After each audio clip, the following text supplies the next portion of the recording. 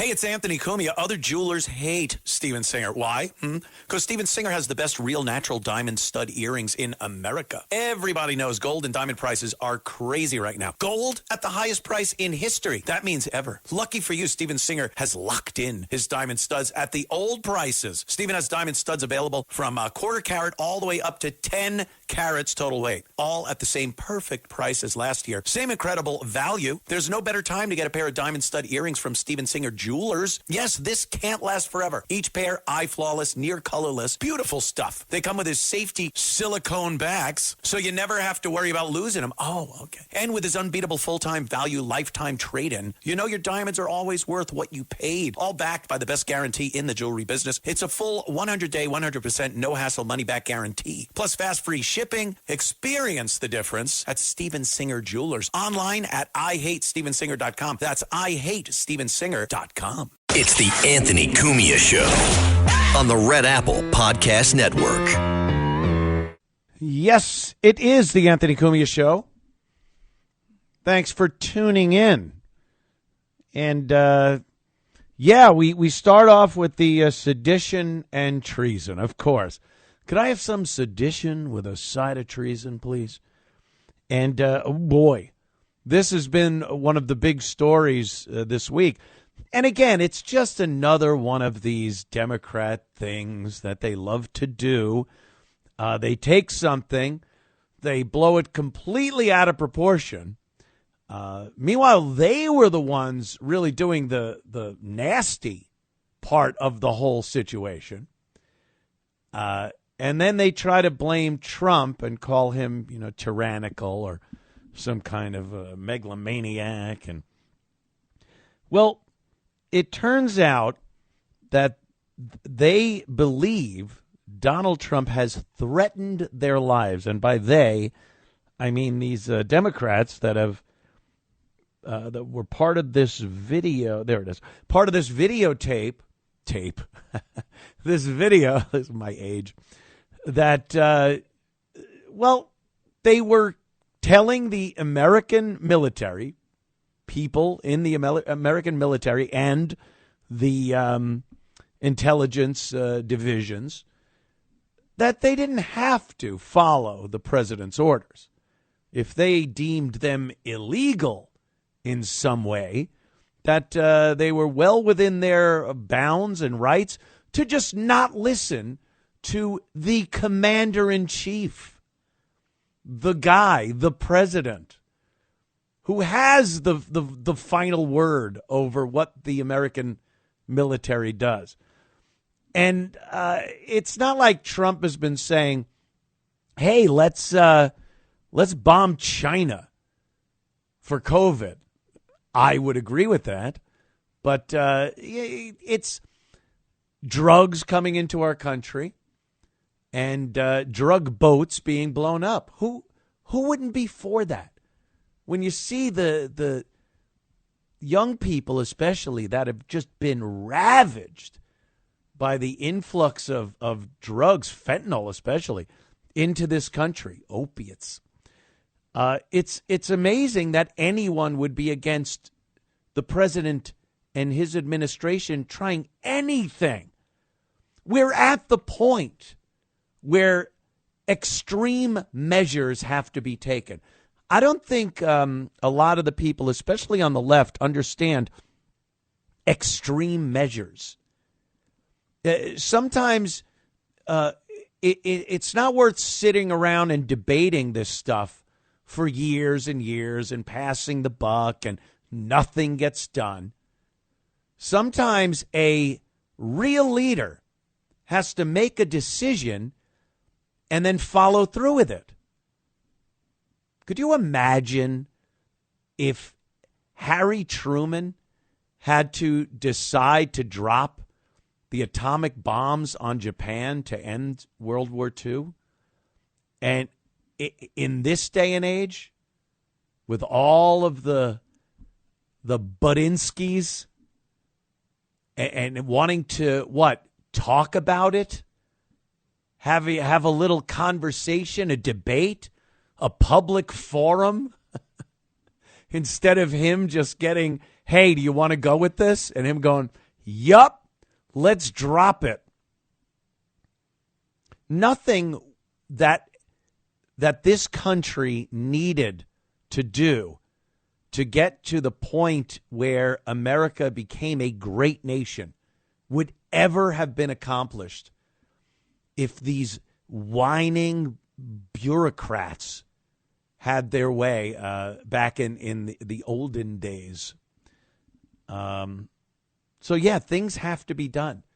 And the president can utilize the military to do things that are in the best interest of this country and this country's safety.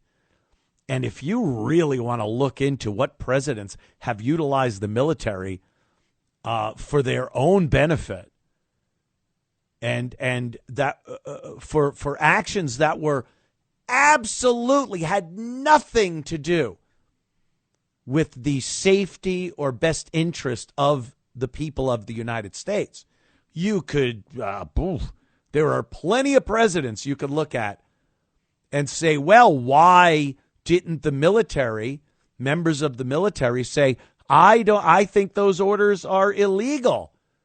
President Obama, President George W. Bush, President George H.W. Bush, Ronald Reagan. I think those orders are illegal, and I will not be participating in your, why are you tying me to a pole? Why are you pointing rifles at me? Yeah. How about that? How about a little desertion? Oh, my God. And if the politicians, senators, congressmen in this country are instructing the military to not obey the president, and they're not even giving instances. I think one of them did. Who was that, Klobuchar? Oh, this was embarrassing. Embarrassing. Because they've been asking, any reporter worth their salt has been asking these Democrats, what illegal orders has the president given that would compel you to make this video? Unless he's done something, why would you just pull this out and decide to instruct the military to not follow the president's orders? And Amy Klobuchar, she says, she goes, well, there was that movie where they didn't obey the order because it was illegal. A movie? What are you talking about? What was that one? I believe it was the one with Jack Nicholson. You can't handle the truth. Whatever that movie was. Yeah. And she's taking movie references as her reasoning, as her reason for telling the military that they don't have to obey the president if they believe an order is illegal. And again, who's deciding that? A soldier? Have soldiers gone through all the constitutional law schools to understand what is legal or illegal? No, they follow the orders of the president. That's what they're instructed to do. And follow it to the death. It's pretty serious business. But these, oh my God, these morons. So the first thing, let's get a little audio here of the video that was made by the Democrats telling them that the military indeed does not have to obey the president if they deem his orders to be illegal. This was the original video that was put out. I'm Senator Alyssa Slotkin. Senator Mark Kelly. Representative Chris DeLuzio. Congresswoman Maggie Goodlander. Representative Chrissy Houlihan. Congressman Jason Crow. I was a captain in the United States Navy. Former CIA officer. Former Navy. Former paratrooper and Army Ranger. Former intelligence officer. Former Air Force. We want to speak directly to members of the military and the intelligence community who take risks each day to keep Americans safe. We know you are under enormous stress and pressure right now. Americans trust their military. But that trust is at risk. This administration is pitting our uniformed military And intelligence community professionals against American citizens. Like us, you all swore an oath. To protect and defend this Constitution. Right now, the threats to our Constitution aren't just coming from abroad, But from right here at home. Our laws are clear. You can refuse illegal orders. You can refuse illegal orders. you must refuse illegal orders. No one has to carry out orders that violate the law. Or our Constitution. We know this is hard and that it's a difficult time to be a public servant. But whether you're serving in the CIA, The Army, Our Navy, The Air Force. your vigilance is critical. and know that we have your back. Because now, more than ever, The American people need you. We need you to stand up for our laws. our Constitution, and who we are as Americans. Don't give up.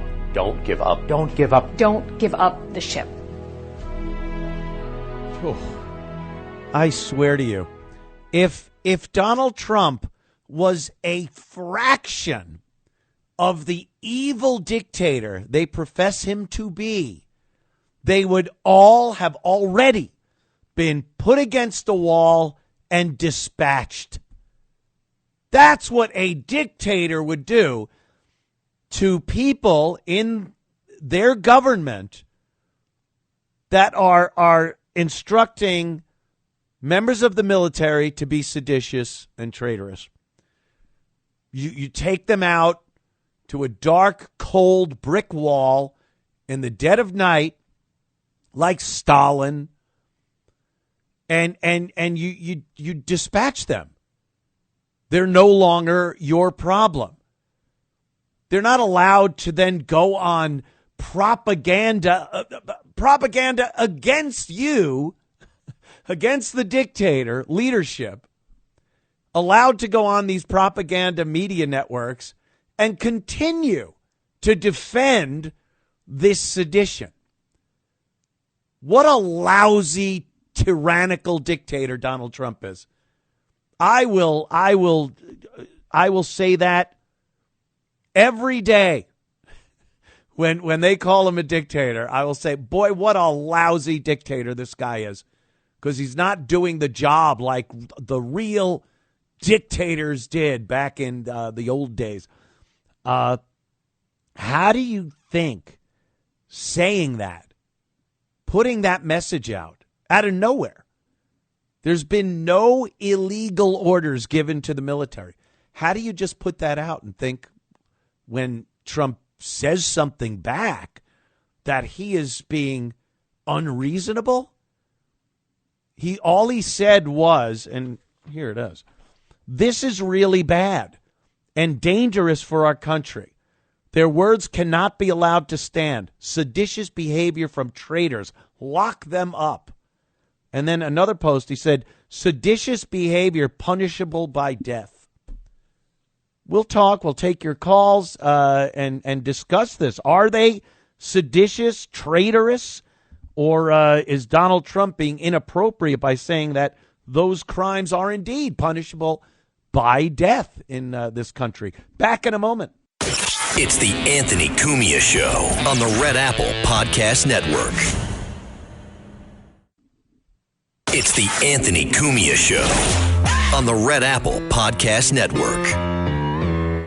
The Anthony Cumia Show, and we're talking about this sedition, treason by a few Democrats that decided to put out a video letting the military of this country know that, hey, if you don't like the orders, you think they're illegal somehow, even though there's no proof or even an inkling, not even an inkling, my friends, that Trump has been giving the military illegal orders. We have Senator Mark Kelly, one of these seditious people, and he doubles down on this statement, on this video, on one of these terrible propaganda news shows. So let's listen to Mark Kelly maybe clear this up a bit. Yeah. They would be violating their That's oath correct. if they followed illegal orders. And I guess, Senator, members of the correct. military, what is your advice to them if they come across something that seems confusing? I think they need to talk to their leadership. Talk to their commanding officer about it, and tell your commanding officer why you think this may be illegal. There are lawyers within the military, the Judge Advocate General Corps. You can have a conversation, with somebody who understands the law. There's always the option of you review the UCMJ with your leadership and you explain to somebody why you think this may not be lawful. All right. Oh, my God. Look, I've never been in the military. Thank you for your service. My brother was 82nd Airborne. I know many people that have been in the military. I've done a lot of research and learned a lot of history of the military. I can't imagine a soldier would spend another day in the military after doing something like that. Yeah, I think that order was illegal. Let me go up to the upper echelon, my supervisors, my brass, and tell them, yeah, I'm not going to do this because I think it's illegal. What a great way to completely destroy your political or your military career. What a great way to do that. You think you'd have any place within the military being a problem like that, especially in the Trump administration, where they want to get back to the old way of doing things in the military, the ways that worked? Discipline, men, training. None of this nonsense where transgender people get free surgery if they're in the military, wearing lipstick and wigs on the decks of military vessels. That's done. That's gone. Now you're going to go to your commanding officer and say, yeah, I didn't like that order. I don't think I'm going to be part of that. All right. Well, here's a bus to Leavenworth, if that's still where they send them, Leavenworth. But could you just imagine a soldier doing that? They're doing a grave disservice to the people that have gone into the military that might not be the brightest person, and they're influenced by these liberals and some of these politicians, and they're driven to make one of the biggest mistakes of their lives. I don't think anything's going to happen to these politicians like Mark Kelly or anyone else that was involved in this video, this seditious video. But the poor soldiers, maybe, guy is like, yeah, I got nothing going on. I'm going to join the military. I hear you could make a pretty good career out of that. And then he's watching Mark Kelly and he goes, oh, that's the spaceman guy. He was up in space. He's a smart guy. And he doesn't realize maybe the Van Allen radiation belt went right through his head. And he's an idiot. And he's listening to this guy and goes, hey, I think that order's illegal. Maybe I should go to my commanding officer. And there you are. A bus back to Podunk, East Alabama.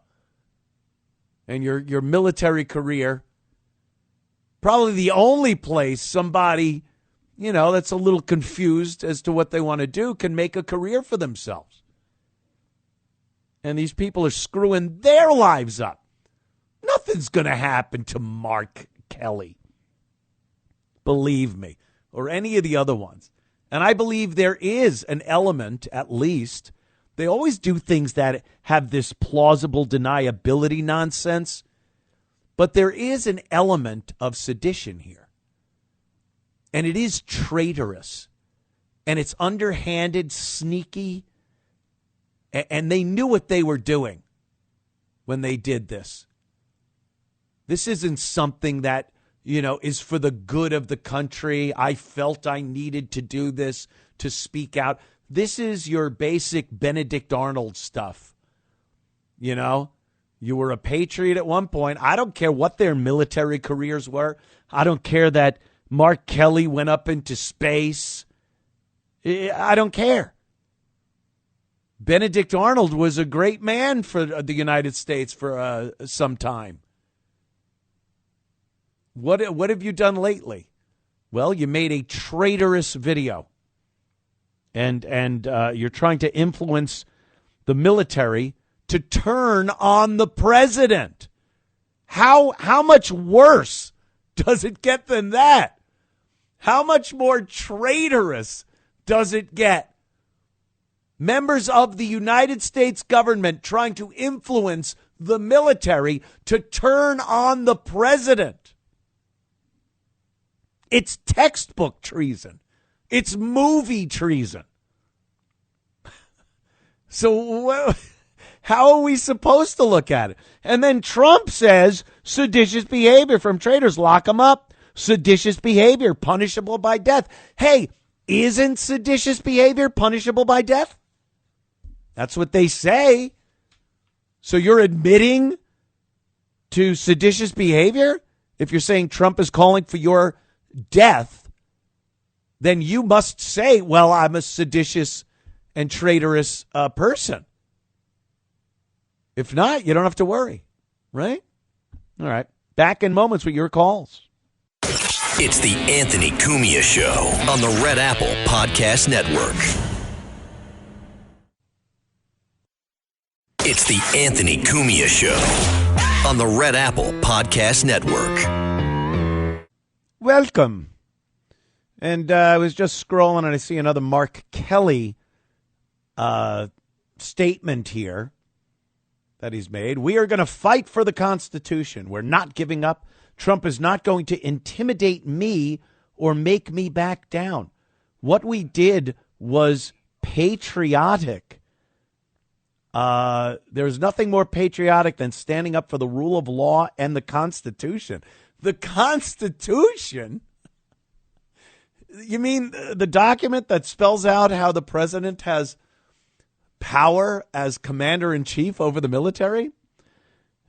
You come up with this loose-fitting thing about illegal orders without even an example of one of these orders? Maybe Eric from Orlando knows what one of these orders are. Eric, what's up, man? Hey, what's going on, Anthony? Hopefully you're going to have a good Thanksgiving this coming week. Yes. Now, I have a hypothetical situation. Now, I've been watching some movies this weekend, some classics like, Platoon and, Schindler's List. Now, let's just say hypothetically this happened, and I don't think Trump's going to do this, but let's just say if the president gave some kind of orders down to a general or someone that's your commanding officer says, torch this village or kill a bunch of innocent women and children, right. Would that be considered maybe an illegal order? I mean, I don't know. Maybe that's what I'm kind of curious. Something like that. What was there? My Lai in Vietnam, where they went through that village and just killed innocent women and children. And I think Lieutenant Calley is the only guy that was even up on charges, and they really didn't do anything to him. But that was indeed illegal. But it wasn't an order given by the president, at least that we know of. Who knows? Maybe right. Johnson was saying, yeah, go in there and just wreak havoc on innocent people. But I don't think so. Disobeying an order from your commanding officer in the battlefield, if it's a lieutenant or a captain or a major, is different than disobeying the president of the United States. No, what I mean is, let's say if it was handed down from the president to go to that commanding officer who gave the order.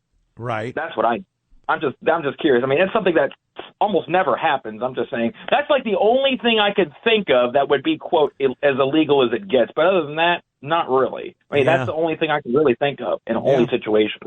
Yeah.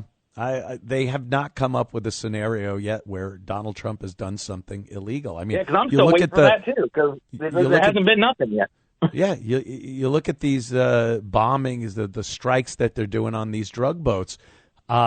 You can't equate that with something Obama did or both of the Bushes did, where they were doing preemptive strikes on terrorists. What's the difference? If you see a threat against this country, whether it's terrorism or drugs that are quite literally, you don't even have to really tweak it that much and go, well, this terrorist organization is killing people in this state or this country, and it affects Americans. This is literally affecting Americans. Young American kids, they're dying because of these drugs. So to do something about it, anything, I don't think it'll be effective. I'm not even saying it's going to be effective. I don't think it's going to be effective. But do something about it. Try anything. And him striking these boats is no different than when Obama blew up an American citizzen because he was part of Al Qaeda or ISIS or whatever it was. So if Trump is doing basically, with all those and all these boats coming out of Venezuela, you think some average person from Venezuela is driving one of those boats? They're more poorer than church mice, for crying out loud. They're not driving a speedboat. Those poor bastards just getting blown out of the water. All right, Eric, thank you, my friend. Thank you, Pleasure Anthony. to chit-chat with you there. There's another clip here. This would be Governor Pritzker. Oh, boy, he's been in the news of late. Illinois, Chicago is just I have so much stuff on Chicago here. A very Chicago Christmas that we saw happen over the weekend. We got a little bit of that and what have you. But Illinois Governor Pritzker, he had to get his fat gut into the mix talking about this Democrat treasonous video that was put out. Let's hear what Illinois Governor Pritzker had to say. Remember what they were asking. They were telling troops, follow the law. And who's responding negatively to that? The 34-time convicted felon in the White House. And so when he attacks people, it's often because he knows that what he is doing is wrong.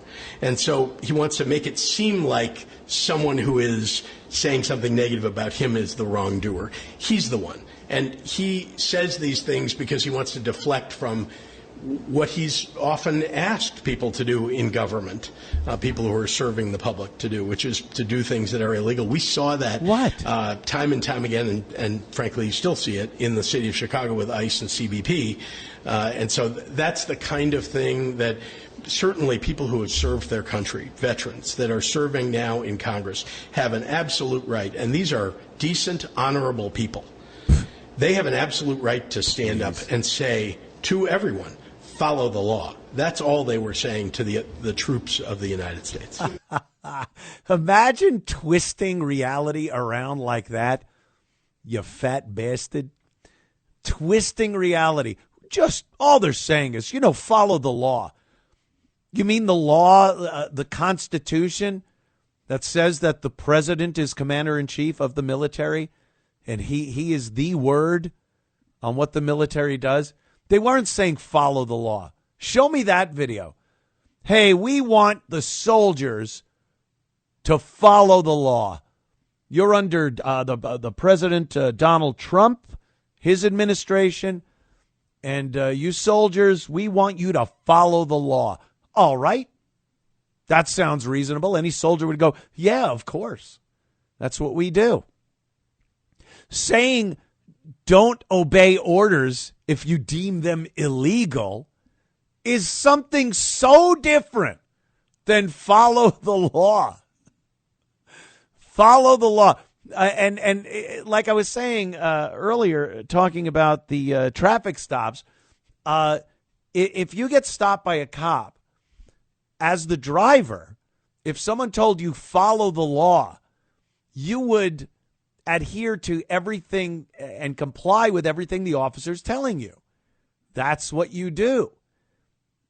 If you think giving your license to the officer is somehow an infringement on your rights, and you tell the cop, I don't have to give you my ID, I know my rights, that's not following the law.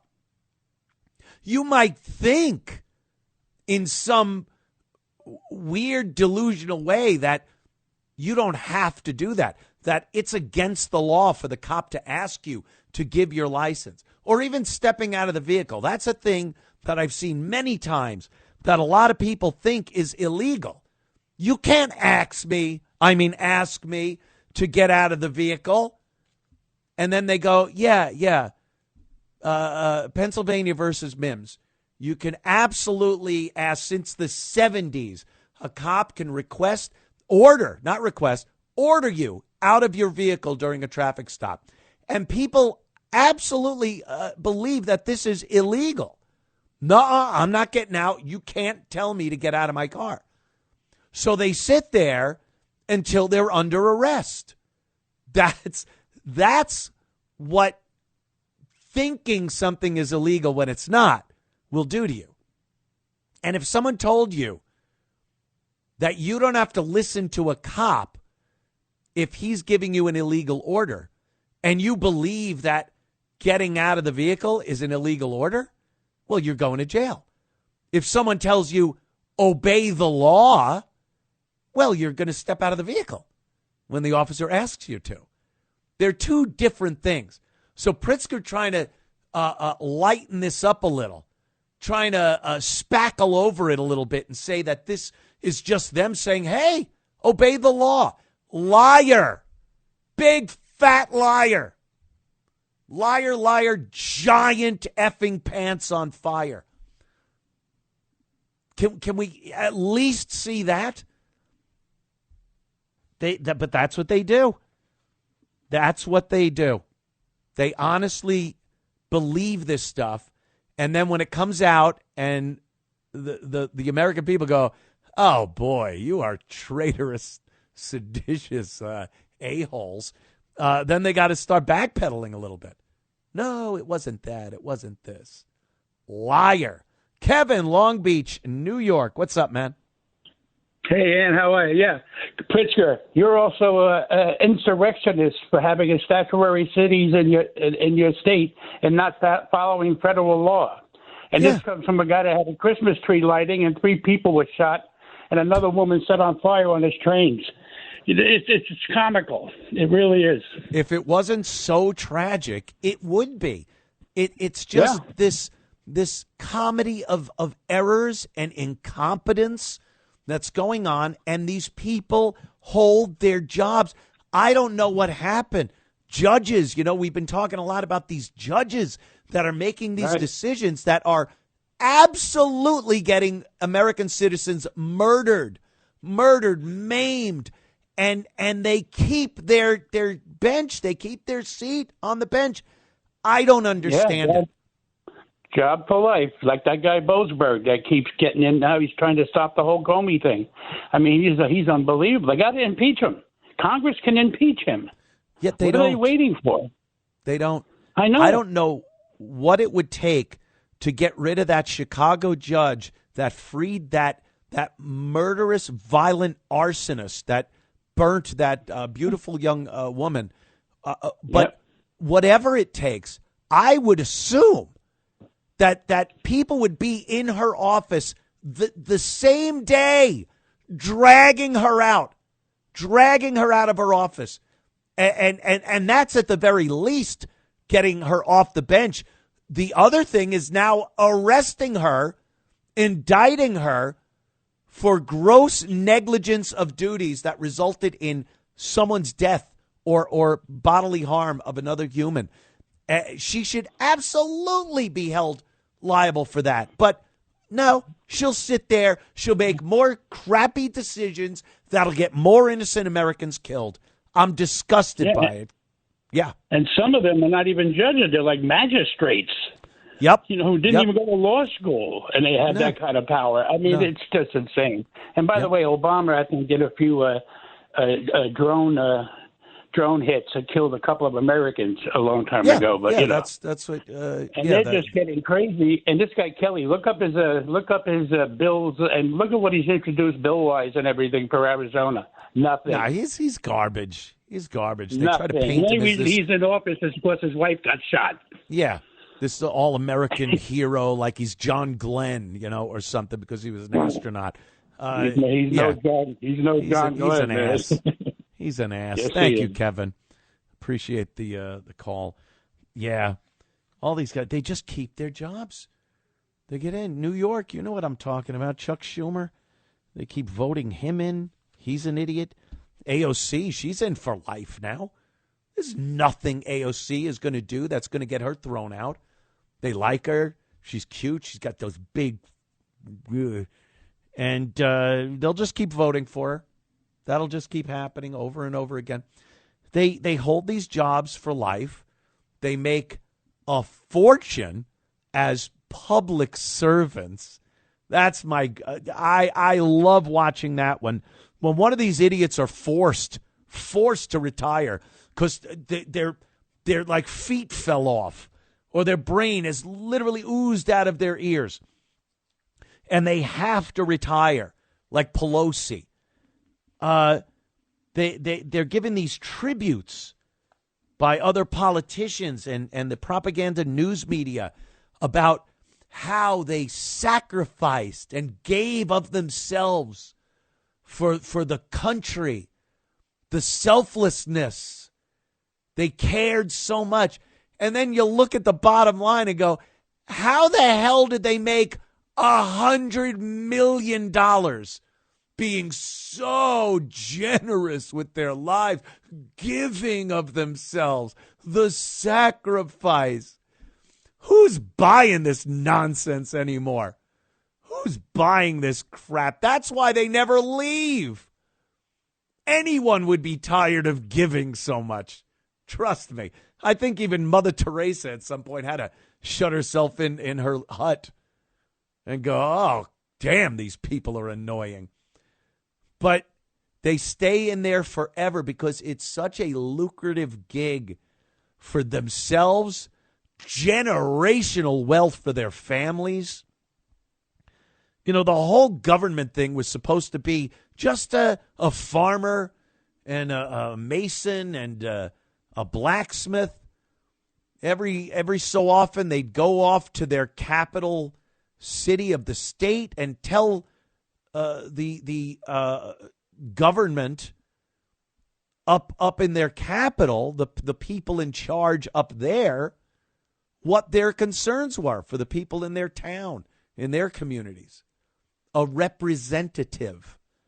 And then those politicians would represent the state and go to Washington and they never stopped being the farmers and blacksmiths. They would do their duty, do their make that sacrifice of their time and efforts, and then they'd go back to being a farmer or a cooper, if you will, if barrels need to be made. It wasn't supposed to be a lifetime appointment. And they've just taken this because it's so lucrative.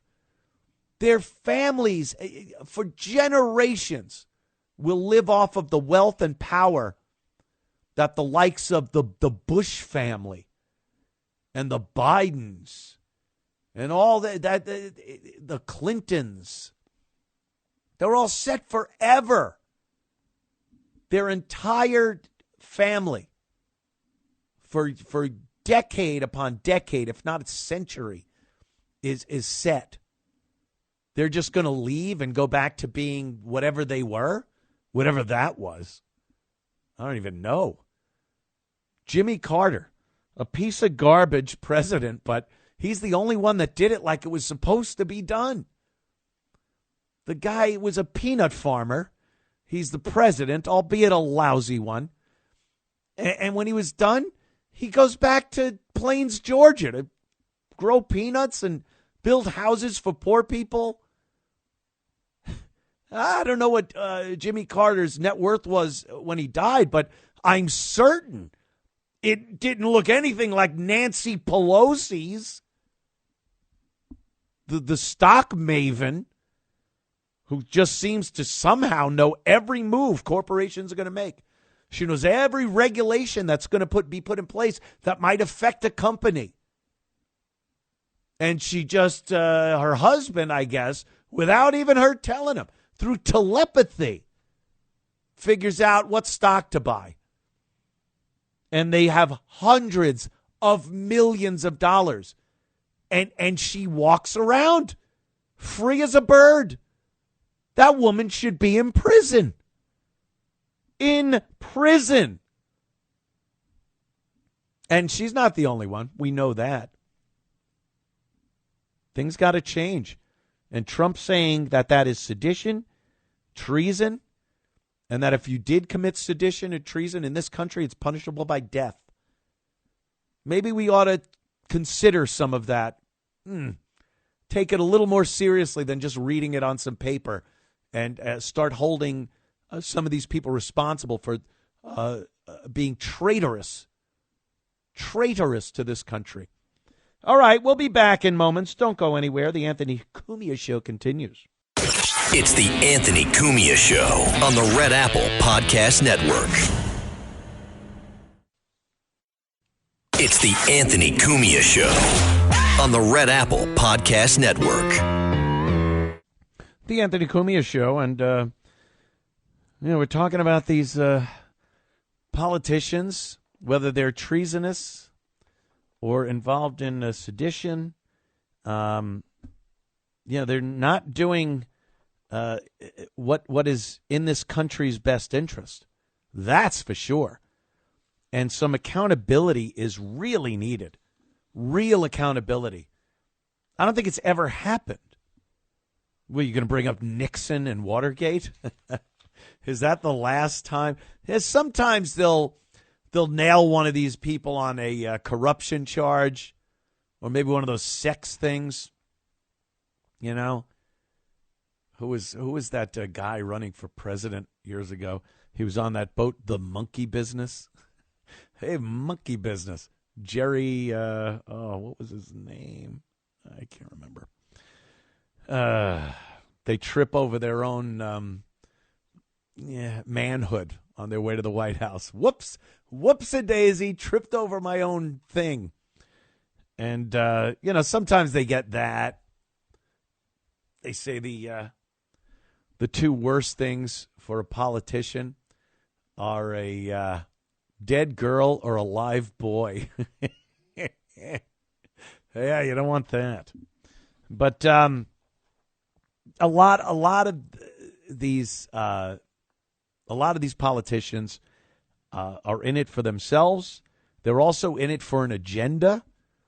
And Chicago is this mayor, Brandon Johnson in Chicago, and of course Governor Pritzker are just destroying Chicago.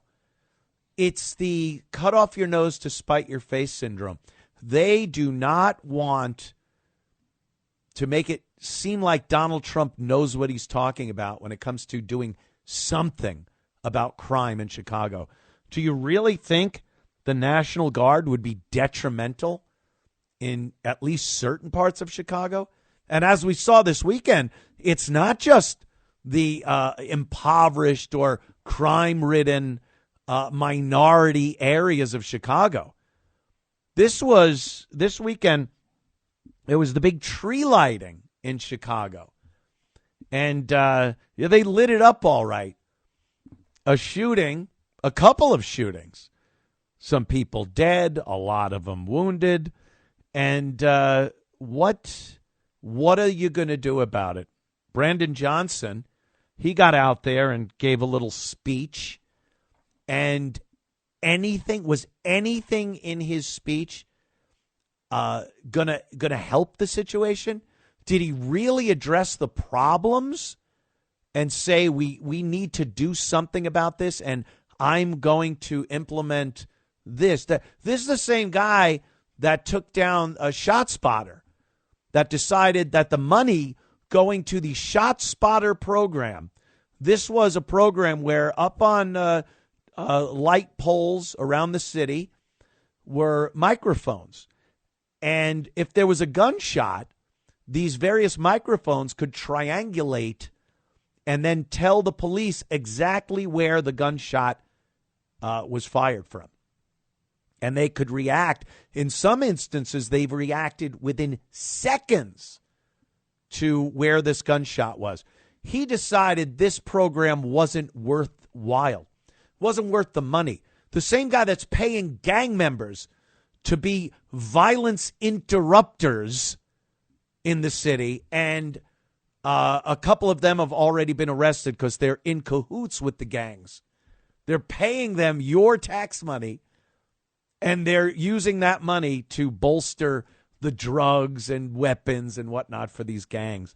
So, again, the politicians that are doing nothing for the people that are actually trying to live lives, they're paying money into the system, and they're just getting screwed by people like Brandon Johnson. Let's listen to Brandon Johnson's comments after the Christmas celebration shooting.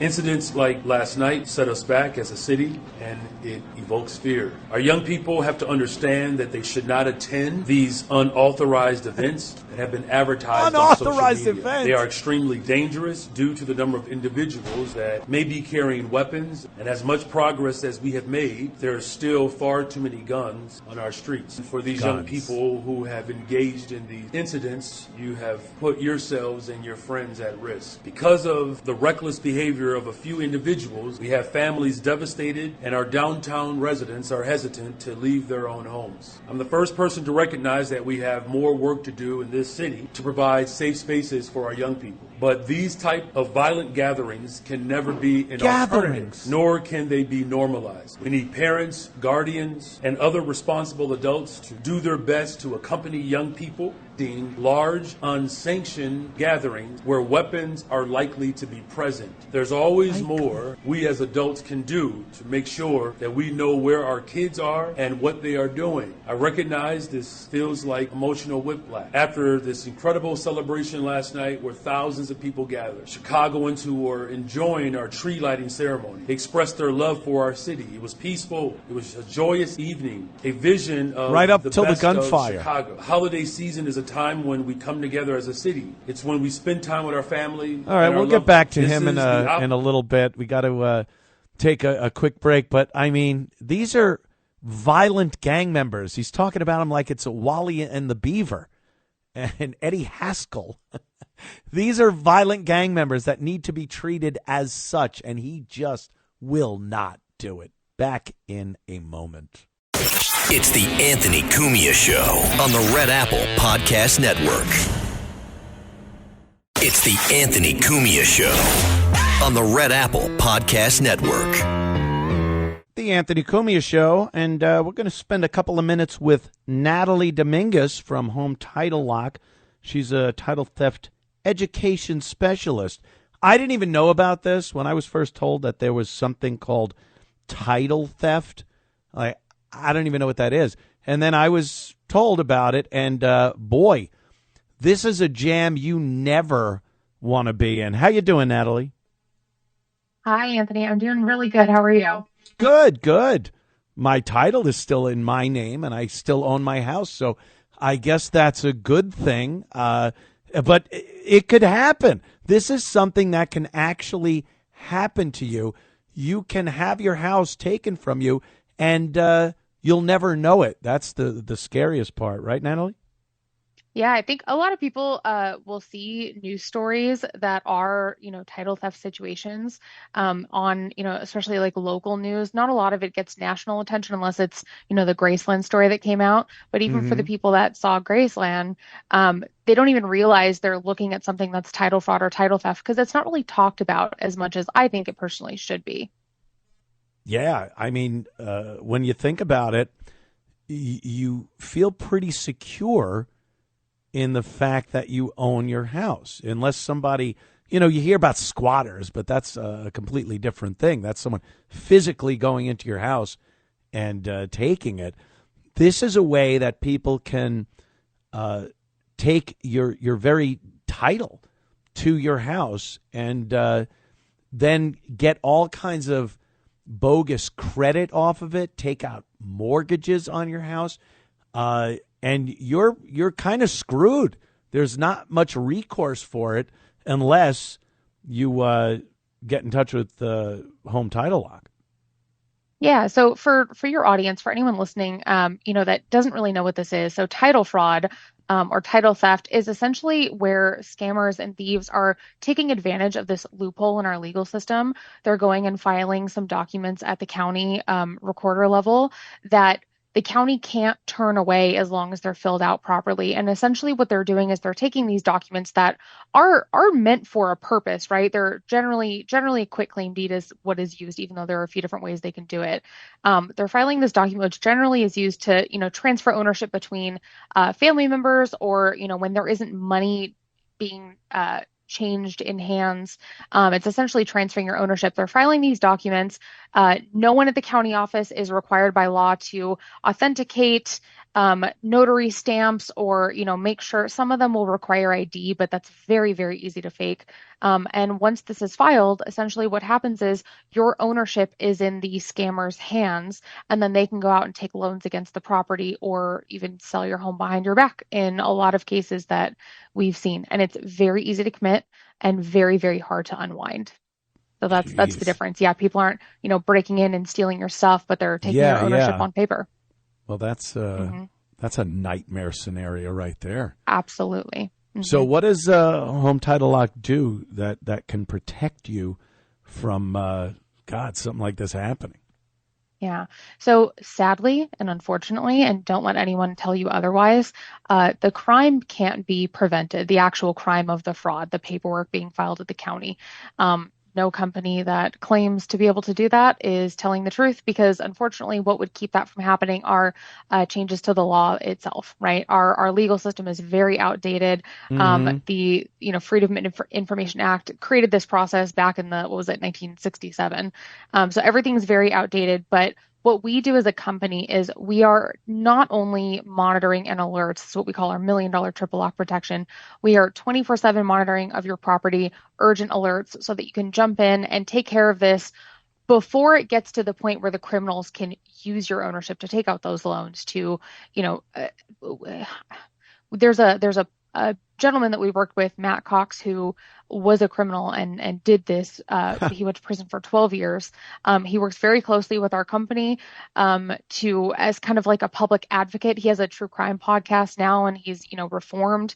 But he likes to, talk to people about the reality of this. It's very sad, very scary. What he would do is he would transfer ownership, and then he would go and take out multiple hard money loans in a day, and all of a sudden disappears because he did this under a fake name. Yeah. And then the homeowners can't unwind it. So what we do that's different is we're monitoring, but we're most importantly restoration. So we'll spend up to $1 million to jump in and fix the fraud, whether that's just getting the home back in your name, which a lot of people don't realize takes a long time. It's a lot of legal process. You can't just walk into accounting and say, hey, this is fraud, tear it up. Nope. Once it's on record, you have to get it seen before a judge. I would just go and do exactly what they did to someone else's house.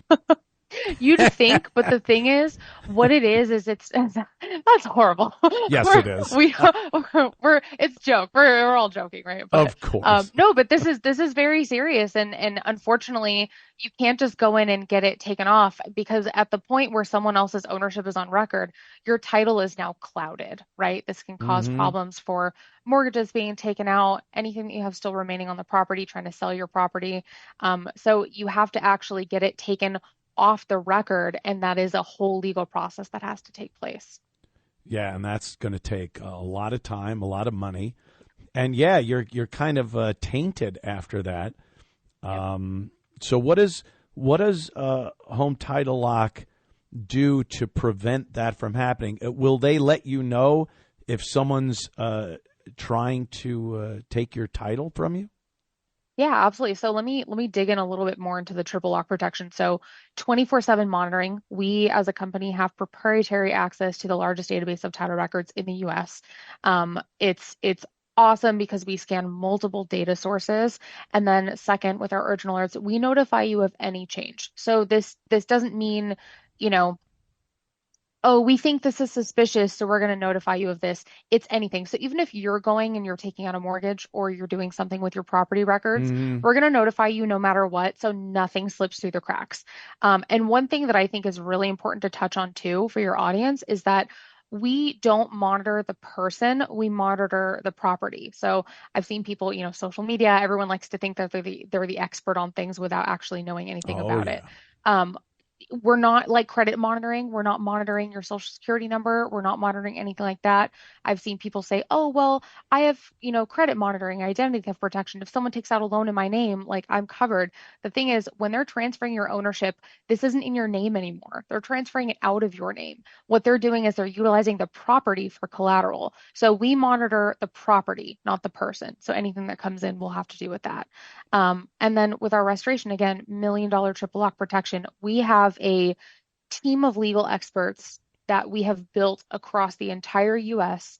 To make sure that whatever state one of our victims is in, we are ready to jump in and fix this, because the sooner that you fix something, the less likely a criminal is going to be able to utilize that documentation, that paperwork, and go take out all these things. But let's say, as a hypothetical, because this actually did happen. I can't get into too much detail for legal reasons, but this happened with one of our victims. It was a guy and his elderly father, his father had home title lock on some vacant property in Florida. But because the guy was, a lot older, he wasn't really paying attention to his notifications. Found out a little bit too late. Money had been transferred. Someone posted the property on, the place where you go to look at all the houses and the property. I can't say the name, but it's there. Yep. And he posted it for sale, sold it cash to someone. Money had exchanged hands. The moment that the son started getting, calls about this property being posted online, they were looking into it, found out they had home title lock. We jumped in and luckily got everything taken care of. And not luckily as in we can't do it, but luckily as in we caught it before it went, so far to the point where they're getting bulldozers in the property, clearing stuff out and trying to build a new house, right? But that's what we do and why we do what we do. About 10% of the counties in the U.S. do have their own monitoring software, but you're going to have the same problem as if you didn't have something in the first place. Because if you're a victim and you go in, they're going to say, hey, get a lawyer and go get it seen before a judge, and they're not going to help you with anything. So the home title lock difference is us being there for the homeowner. Yeah, especially in this day and age where you have so much of your property's digital information available for people out there. I would assume years ago it must have been a lot harder to get that. Now it's right there at your fingertips, and there are some bad people that want to do some bad things. So good thing Home Title Lock is out there to protect the people and their home titles. Where do people go? How can people get this protection that seems essential if you're a homeowner? Absolutely. So HometitleLock.com. They can actually use the promo code Anthony, and you guys, we've worked with you guys. We have a great offer for everyone. You get a free trial of our $1 million triple lock protection. But most importantly, you're going to get a free title history report. We're going to do a proprietary base scan where it's going to take a couple days. It's going to look at all of our data sources. It's going to look at all the history, and you're going to get a copy of that report so you can make sure that you're not already a victim. The hardest thing about this crime is that for most people, it goes unnoticed for so long because they're not monitoring. You're not walking into a county office once a week and going, hey, let me see my records, So the biggest thing with this offer for your audience is that they can find out today whether or not they already have something, potentially filed against their property. And a lot of people think this isn't happening, but I see news stories. I mean, I've met with you before, Anthony, and, we discussed some of the things that were happening in the news, and we get articles and news reports every single week of this happening. Recently, San Antonio, there was an elderly man that got kicked out of his house because someone transferred the property. They tricked him into signing over his deed to his home, filed this erroneous paperwork, and he got kicked out of the house. And is I believe at this point still living in his car with his pet parrot, 89-year-old man in San Antonio. God. It's devastating. Just a nightmare. And we get stories like this every week. You definitely don't want to have this happen to you. I can assure you. Natalie, thanks so much for popping in, letting people know about home title lock. We appreciate our goal it. is to make sure that people are educated and know that this is a very real threat and a very real thing that can happen, especially if you're an older person in an older home with a lot of equity sitting there. Prime targets. Oh boy, and we want you guys to be safe. Thanks a lot, Natalie. Thanks, Anthony. Thank you, everyone. Take care. And we'll be back in a minute. Don't go anywhere. It's the Anthony Cumia Show on the Red Apple Podcast Network. It's the Anthony Cumia Show on the Red Apple Podcast Network. The Anthony Cumia Show. And, we're talking about Chicago. Chicago's been in the news a lot lately because it's so screwed up. It's just no one there seems to know what to do about the obvious problems they have there, the crime, the violence. And, they had a tree lighting ceremony that ends up a shooting, a multiple shooting, people dead, wounded. And Brandon Johnson just got up there and, as we heard, talked about guns on the street. He's talking about young people going to gatherings.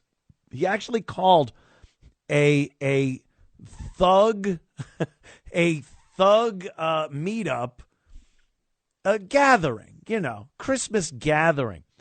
And the guns on the streets, that must be a big thing because that's all they could come up with. Too many guns. We need to do something about the guns. No, you need to do something about the people using the guns. And he doesn't want to do anything. He don't want to lose cred with his peeps, yo. And in the meantime, like I say many times, the bodies just stack up. They stack up because they just do not want to do anything that would make it seem like Trump or the Republicans or conservatives have any say over what's going on in Chicago. We don't need the National Guard. Oh, okay. Well, just keep stacking the bodies up then, because that seems to be all they care about. Cut off your nose to spite your face. There was the fire in the train. Oh, that wasn't a fire. It was a woman. A young woman. This is just a terrible story. Was riding the wonderful public transportation they have there in Chicago. And a man who had been arrested already 70 times. They said 49. When I heard 49, I'm like, how the hell did this guy, how is he able to still be out and about with 49 arrests? It's 70. And this guy's violent. The judge in this case, well, where the hell is she? Oh, her. This one got me so mad when I read this because the judge just let him out. Just let this guy out. Let's see what, there it is. Oh, God. Yeah, the guy, his name is Lawrence Reed. Lawrence Reed and the judge, Cook County Judge Teresa Molina Gonzalez. She freed Reed on a felony aggravated battery charge for allegedly slapping a social worker so hard that she was knocked out during an August 19th assault inside the psychiatric ward of the McNeil Hospital, court records show. So the judge decided that this guy was too dangerous to the staff at the mental hospital. Too dangerous to the staff at the mental hospital. And said she couldn't just put him in jail. You can't just put crazy people in jail. So what did she decide?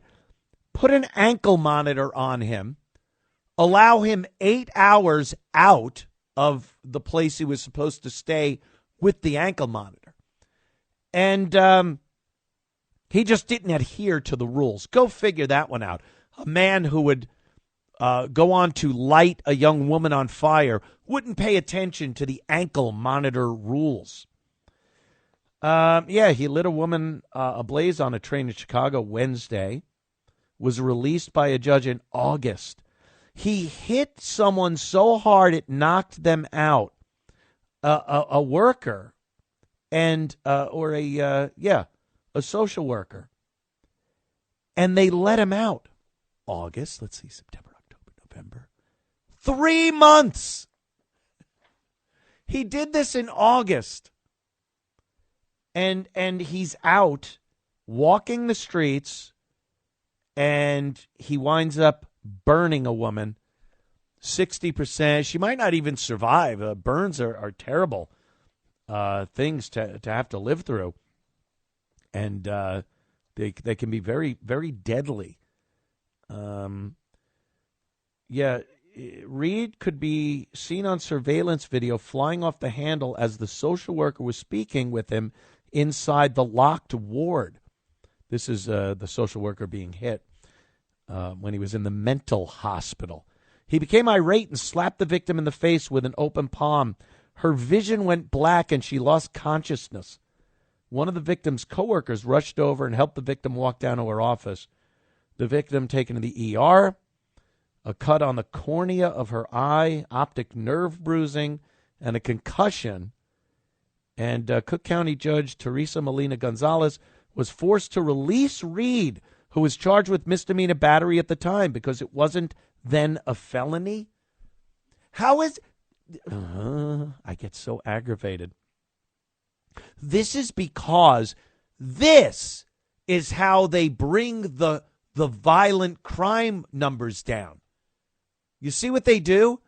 They take a nut, a violent felon like Lawrence Reed, and he smacks a woman in the face in a hospital, and they go, yeah, that's not a felony.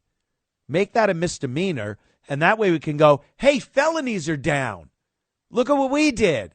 We're so awesome that we lowered the felonies under our leadership. Yeah, because you reclassified felonies to be misdemeanors. Oh, my God. Yeah. At the time, the prosecutor also ran through Reed's extensive criminal history, which included a 2020 arson conviction for setting fire to a Chicago building. The defendant poses a real and present threat to the safety of, especially this victim, whoever else was working at the hospital that day, and the community as a whole. And what did they do? They let him out. They let him out. Too dangerous for the hospital, too dangerous for social workers. He didn't commit a bad enough crime to lock up. So what do we do with him? Let's let him out into the general public. Let's just put an ankle monitor on him and let him just be amongst the people of society. Until what? Until he lights a woman on fire. It's beyond all reason. This doesn't make sense. And it's like New York City and New York State, where Hochul decided to have bail reform. Same thing. The police departments and the powers that be decided to make felonies misdemeanors. This is happening in every single place that there is crime. They refuse to do anything real and effective about the actual crime, so they juggle the numbers. And then they say, look, crime's down. And even a blithering idiot can look around and go, yeah, I don't think crime's down. I don't see it that way. This looks like a lot of crime and a lot of violent people that are walking around amongst run the gamut. Women, children, people that work, innocent people that are trying to live their lives, and they're being assaulted by mental patients and violent felons. Oh, my God. Back in a flash. It's the Anthony Cumia Show on the Red Apple Podcast Network. It's the Anthony Cumia Show on the Red Apple Podcast Network. The Anthony Cumia Show, and we're talking about, the problems with violent crime that Chicago is having. Brandon Johnson, the mayor over there, is just a walking disaster. He will make excuses for every single thing that happens under his watch as mayor because he doesn't want to make it seem like he's agreeing with Trump and many other people that say, hey, you got a problem over there, and if you don't fix it, I'm going to send people in to fix it, like the National Guard. Look what happened in D.C. It really did have an effect on D.C.'s violent crime. And Brandon Johnson will not do anything of any substance. He comes up with these multi-million-dollar programs that do nothing to actually curtail violent crime in Chicago. And when things happen, like a shooting, a mass shooting in Chicago during a Christmas tree lighting celebration, Jesus. He just blames other people. Here he is. This is not about the shooting, but it just is indicative of what Brandon Johnson's all about. It's all about race. Everything he talks about has to be race. If someone criticizes him, they must be racist. If he wants to do something about the crime problem, he has to do it in a way where he won't look like he's doing anything against the black community in Chicago. So he doesn't look at gang problems. He doesn't look at the problems of illegitimate children, a 75 to 80% illegitimacy rate in the black community. There's no discipline. The schools aren't even allowed to discipline children anymore because it was deemed racist. So Brandon Johnson, he loves bringing the race angle into everything he says. And I didn't know this, but Trump seems to want a rematch for the Civil War. Yes, a rematch, redo. And here's Brandon Johnson somehow trying to make this sound legitimate. So we know that the intentional attacks that are coming from the Trump administration and the extreme right in this country has very much been what I call it's an attempt to relitigate the Civil War. Right. They have not accepted the results that the North actually won. Right. Because if you look at all of the attacks, it's not just black cities. He's going after education, housing, transportation, good paying jobs, and health care. Those are literally the 5 demands of descendants of slaves post Civil War. So it's evident that they are not, committed to actually realizing the full dream of what this country can offer. You lead a city that is rife with violent crime, that the vast, vast majority of victims of these crimes are black people.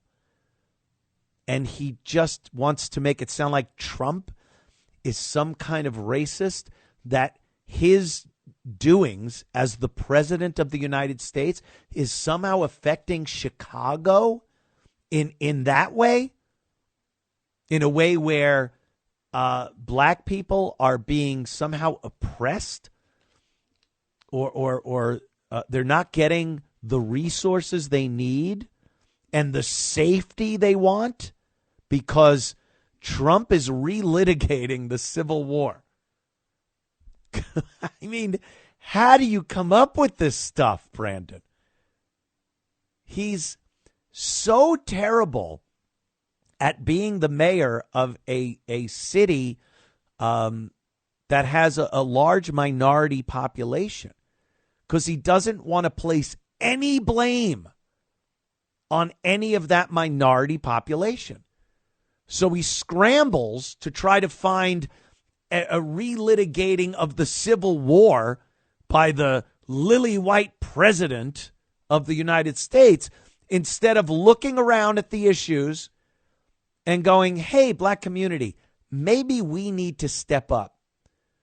Maybe the guys need to do something different than just running around, making kids that aren't going to be supervised, get no discipline, are raised by women that, I don't know, they don't seem to be that into disciplining and teaching the kids.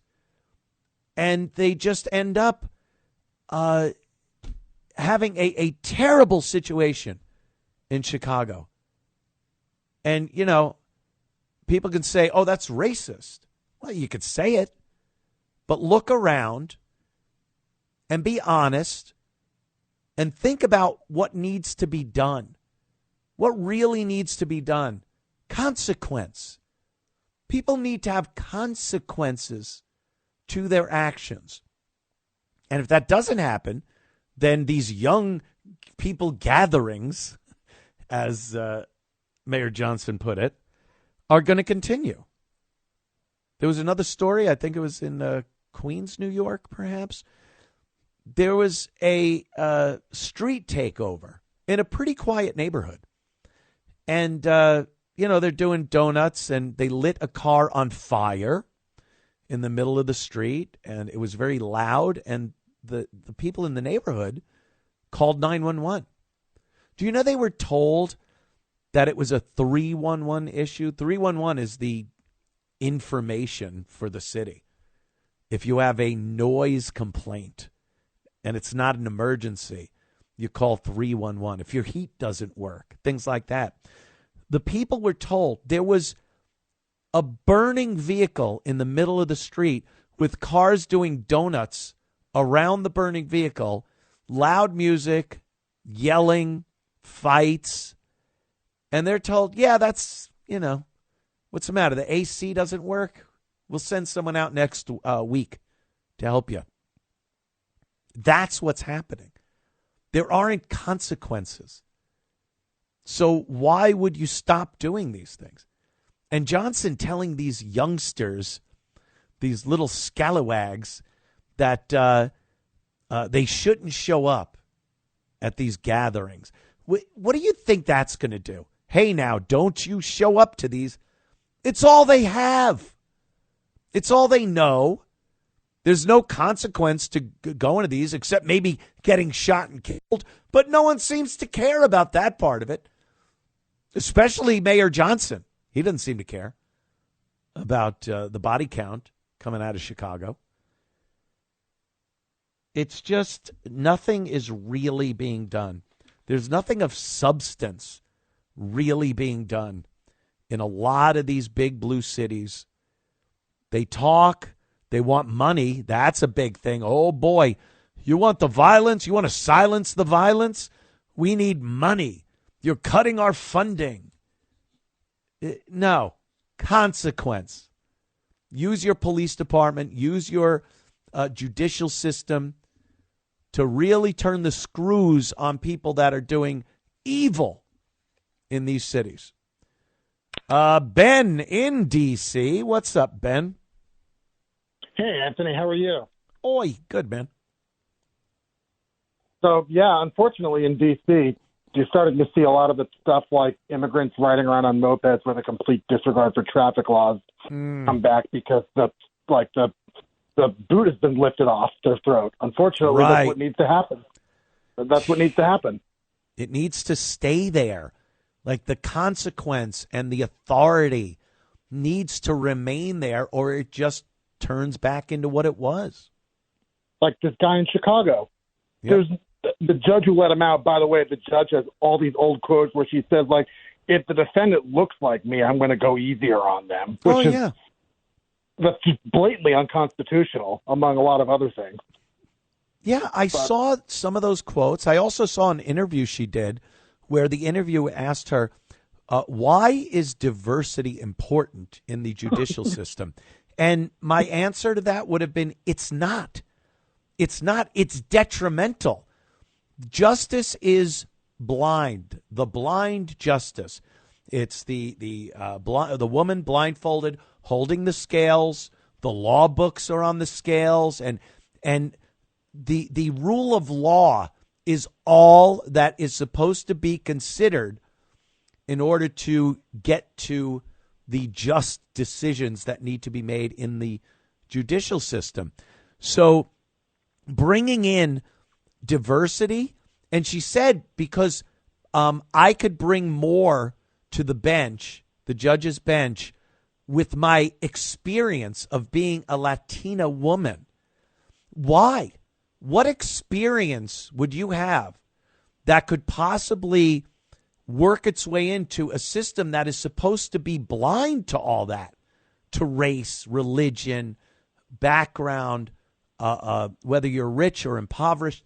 All that's supposed to be inconsequential when it comes to the justice system. So if you're utilizing your own race when you look at a defendant and say, well, they look like me, let me, instead of doing what I should do, follow the rule of law, I'm going to do something just because that person is the same color as me or has the same religion or whatever it may be. That is so against every single thing that the American justice system is supposed to be about. So why is she bringing it up? And why isn't she being chastised for bringing up race as a judge? What if I was a judge and I said, my experience as a white man has made me a better judge? Oh, imagine boy. the public reaction to that. Exactly. It's not only wrong regardless of what race is using their race as a part of their decision making, but the hypocrisy also in that, what you just said. If it was a white judge saying my white experiences and seeing a defendant who's white in front of me, I may use my experiences to make this decision. There'd be an outcry to remove the guy from the bench, and he would probably be removed. This woman is utilizing race as a component of her decision making in the legal system. It's beyond ridiculous, and it should not be tolerated. But it will be, and it continues to be.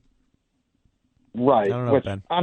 I don't know how to do it with both my parents are liberal. I don't know how to get through to people like them about this stuff. I really don't. I know you got to go, but that's no, Ben, you're going to Thanksgiving over your parents? Yeah, I am. I can't talk to them about politics. I was going to say, anymore. What's that like? Because they're boomers, and I talk to them, and every time I talk to them, one of them says like, diversity. I think diversity makes us all better. It's like, thanks, Mom. You got to grow up on Long Island when it was a pretty homogenous place, but I'm glad you think that now that you have enough money to avoid diversity, it should get shoved down everyone else's throat. I'm really glad. Everyone else. Thank you for the sanctimonious opinion. Awesome. All right, Ben. Thanks, man. Yeah, it's so true. Oh my God. Boomers do have this reputation, and it's well earned. They definitely do this. They were raised in a certain way. They lived a certain life. Like, he was just saying, like Ben was just saying, his parents, his mom, living out on Long Island, lily white Long Island, unless you went to very few areas, Roosevelt and some places like that. But for the most part, they lived these lives. They bought houses that were dirt cheap, percentage-wise to their income, not even close to what it is today. It's so ridiculous. People can't buy houses. And then when they get older and now they're all taken care of, they could reflect on a life lived. They want everyone to do these things that they never would have done and never had to do. Live in a diverse neighborhood. Look, it sounds great. No one really wants to do that. No one really wants to do that. When you talk about a good neighborhood and a bad neighborhood, we know what people are saying. We just can't say it out loud in much detail. But boomers, they were looking for that American dream. And the American dream was living in a homogeneous white neighborhood with the white picket fence and the neighbors who were just like you, same ideology. And then the boomers sit there and tell their kids at Thanksgiving that they should embrace diversity and all these other nonsensical LGBTQ stuff. And, they're out there protesting in front of the retirement community. It's a retirement community. Yeah. I don't know. I know I'm supposed to be a boomer, but I just don't feel it. Sorry. I'm a traitor to the boomers. I can't fathom having that mindset. It's it's just not me. Guess I'm a Gen Xer. I don't know.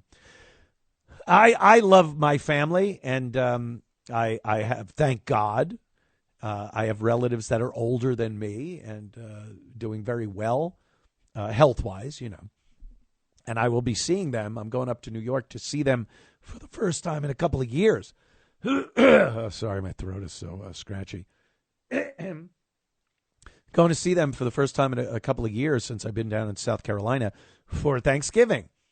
And I hear so many stories, and I read so many stories and see memes and GIFs online on social media that show people just, it's a nightmare going to relatives' houses to spend the holidays because, liberal parents, conservative kids, or vice versa. And I am so lucky. My family would be considered monsters in the liberal community. We sit at the table, we eat, drink, laugh, and say stuff that is so horrific to liberals. And I couldn't be happier. I am so looking forward to that again. A couple of, you talk about, don't talk politics at the dinner table this Thanksgiving. A lot of people say that. There are things you don't talk about. Politics and what's the other thing you're not supposed to talk about? Money. Money's a big thing. And I get that. But politics, we talk about it and we laugh our asses off about it because we're all of kind of the same mindset. So I enjoy that. Love my family. Love them. Let's go to maybe Susan for a quickie. Susan, you got to make it quick. I'm running out of time for this segment. What's up? Okay, well, I'm going to go back to what the mayor in Chicago said, that Trump is going after education. Yeah, he's going after education because minority children especially are disproportionately failing, and because of the public schools, because of the teachers union, because of the Department of Education. This rhetoric from these individuals, but you know what? There are a lot of minorities that are rising up. They saw that when Trump came in and got rid of some of the criminals, that they could actually breathe and go outside. So you know what? The truth will prevail and come out, I believe. I was born in Chicago, by the way. Oh, I hope so. Was it during Prohibition? Oh, darling, no, because it was just a few years before that. Oh, I know you probably dated Al Capone. Thank you, Susan. I love Susan. We'll be back in a couple of minutes. Don't go anywhere. It's the Anthony Cumia Show on the Red Apple Podcast Network. It's the Anthony Cumia Show on the Red Apple Podcast Network. The Anthony Cumia Show, yes. And, Susan was bringing up the point of the Department of Education. That's a big issue with Trump and the Democrats. The second Trump said he wanted to dismantle the Department of Education, they lost their minds. And again, it's not based on any reality. It's all this, whatever Trump says and whatever he tries to do, we have to make sure everyone thinks that is terrible and wrong. So when Trump said we have to disassemble the Department of Education, They were like, look at Trump. He hates kids. He hates children. He doesn't want a future for our kids. It's like it's not like they are trying to tell the American people or trying to convey to them this idea that the Department of Education is education. That if you want to get rid of the Department of Education, you don't want children to be educated. And I could see how that would be easy to convince dummies, especially on the left, that that's exactly what it is. But it's not. The Department of Education is the furthest thing from actually educating the youth of this country.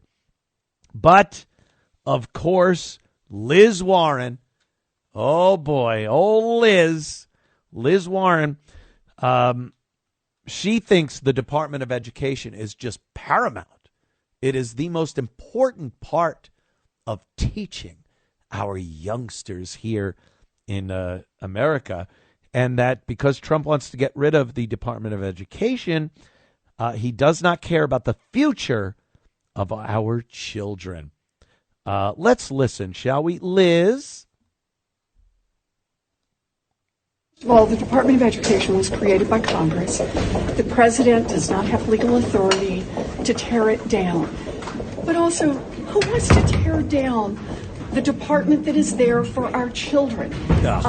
Donald Trump and his Secretary of Education have already done everything they can to dismantle the department that makes sure that our kids with special needs actually get the help that they deserve, and tried to tear down the people who are trying to help our students who are dealing with student loans. You know, any country that treats its young people as badly as the Trump administration is doing is a country that does not believe in its own future. And Larry Summers today said that he would be stepping aside from the OpenAI board. Is that enough? Larry Summers has shown terrible judgment. I mean, like, historically bad judgment. Yeah, we don't need to hear any more of that. That's just her, you know. I believe the children are our future. Yeah. Sing it. Sing it, Liz. Let them lead the way. The Department of Education has been a disaster in every way, shape, and form in this country for the youth, for all the kids going to school in this country, a disaster. And all it's there for, it's this giant bureaucratic organism that just sucks in money and doles it out to unions and other organizations and politicians. It consists of teachers that don't do their jobs and can't be fired. How about that? Like the judges, pretty much like the judges. Teachers can be completely incompetent, not do anything, have students that can't read or write once they leave their classrooms, and they just bring in another batch. Bring in another batch of kids for this wonderful teacher. And when they do something that needs some type of discipline, they put him in what's called a rubber room. And they still get paid. And then they wait a little while and then just send him to some other school. Much like the church with priests that get a little handsy. But so I wanted to know, like, the Department of Education, what have they done over the course of the years? Because I've always been from the school of thought that the United States of America and our education system and the students are amazing. They're great, right? We have to be. With all the money we have and all the resources that we have to be at the top of the list. Let's see. Department of Education. Let's see where it's brought us. Overall math and English proficiency in U.S. schools is declining. reaching historic lows in reading and math for high school seniors. Recent National Assessment of Educational Progress data shows only, I'm sure you're thinking, what could it be? What's the percentage? 22% of 12th graders are proficient in math and 35% in reading. That's proficient, not proficient. 22% of 12th graders are proficient in math and 35% in reading. That's what got us here, the Department of Education. And when you want to dismantle it and let the states come up with the curriculum and maybe let parents have a little more say into what the curriculum is and teach things like math and reading and history and science instead of LGBTQ studies and African studies and whatever else isn't going to teach you how to read or do math, and have discipline in the schools. But no, the Department of Education is a wonderful organization. My God. Back in moments. Don't go anywhere. It's the Anthony Cumia Show on the Red Apple Podcast Network. It's the Anthony Cumia Show on the Red Apple Podcast Network. Hey, welcome. The Anthony Cumia Show. And, we can't do a show without including AOC at some point. Good old AOC. She's been coming out with some pretty funny stuff of late. One of which is she says young American men are embracing the wrong type of masculinity. Now, I would assume that for the past few years, that has been the wrong type of masculinity to be embracing for young men. You know, beta males. I think a lot of young American men are embracing other men's masculinity. Maybe that's what she meant. But it's kind of good. I've seen of late some young men, and they are taking on a more traditional masculine role and saying that betas are, they use other words, of course. It starts with an F. But, the idea that AOC thinks young men in this country, it shows how out of touch she is with the young people of this country. Young people aren't these bleeding heart liberals anymore, ready to embrace the left. It just isn't happening. I'm not talking about people in their early 20s here. I'm talking about the young people, the people that are in high school right now, in junior high even. They don't want to embrace what the left has been about the past few years. I think you really have to look at people in their maybe late teens, early 20s to find the tail end of those liberal dye the hair and pierce your nose septum kind of a thing. Because the younger generation, the ones that are coming up into their late teens and early 20s in a couple of years, they've had it. They have had it with the nonsense with the liberals. And some of their joking around is a lot similar to the joking around that we used to do as kids. Busting balls, it was called. You'd talk to your friends and, you'd call them things that aren't really socially accepted these days. So it is kind of good to see, and it always works like that. It kind of ebbs and flows, and it's a swinging pendulum. And the young people really don't want to do what they consider older people have done. They just don't. It's stupid. It's not cool. So we're kind of seeing that. But AOC has a thought on this and what type of masculinity men should be embracing as opposed to what they're doing today. And they are able to radicalize and target and exploit a generation of young boys, in particular, away from healthy masculinity and into an insecure masculinity that requires the domination of others who are poorer, browner, darker, or a different gender than them. And that is why they are resonating online, because they are appealing to the most basest and worst parts of human nature to divide. Can you even? Does she understand that the only people that are creating this mindset in young men, and she says, against brown people. So what, young white men? Is that who she's talking about? When she says the certain type of masculinity to embrace? Do you know who has affected the mindset of young people? You, dummy. Liberals.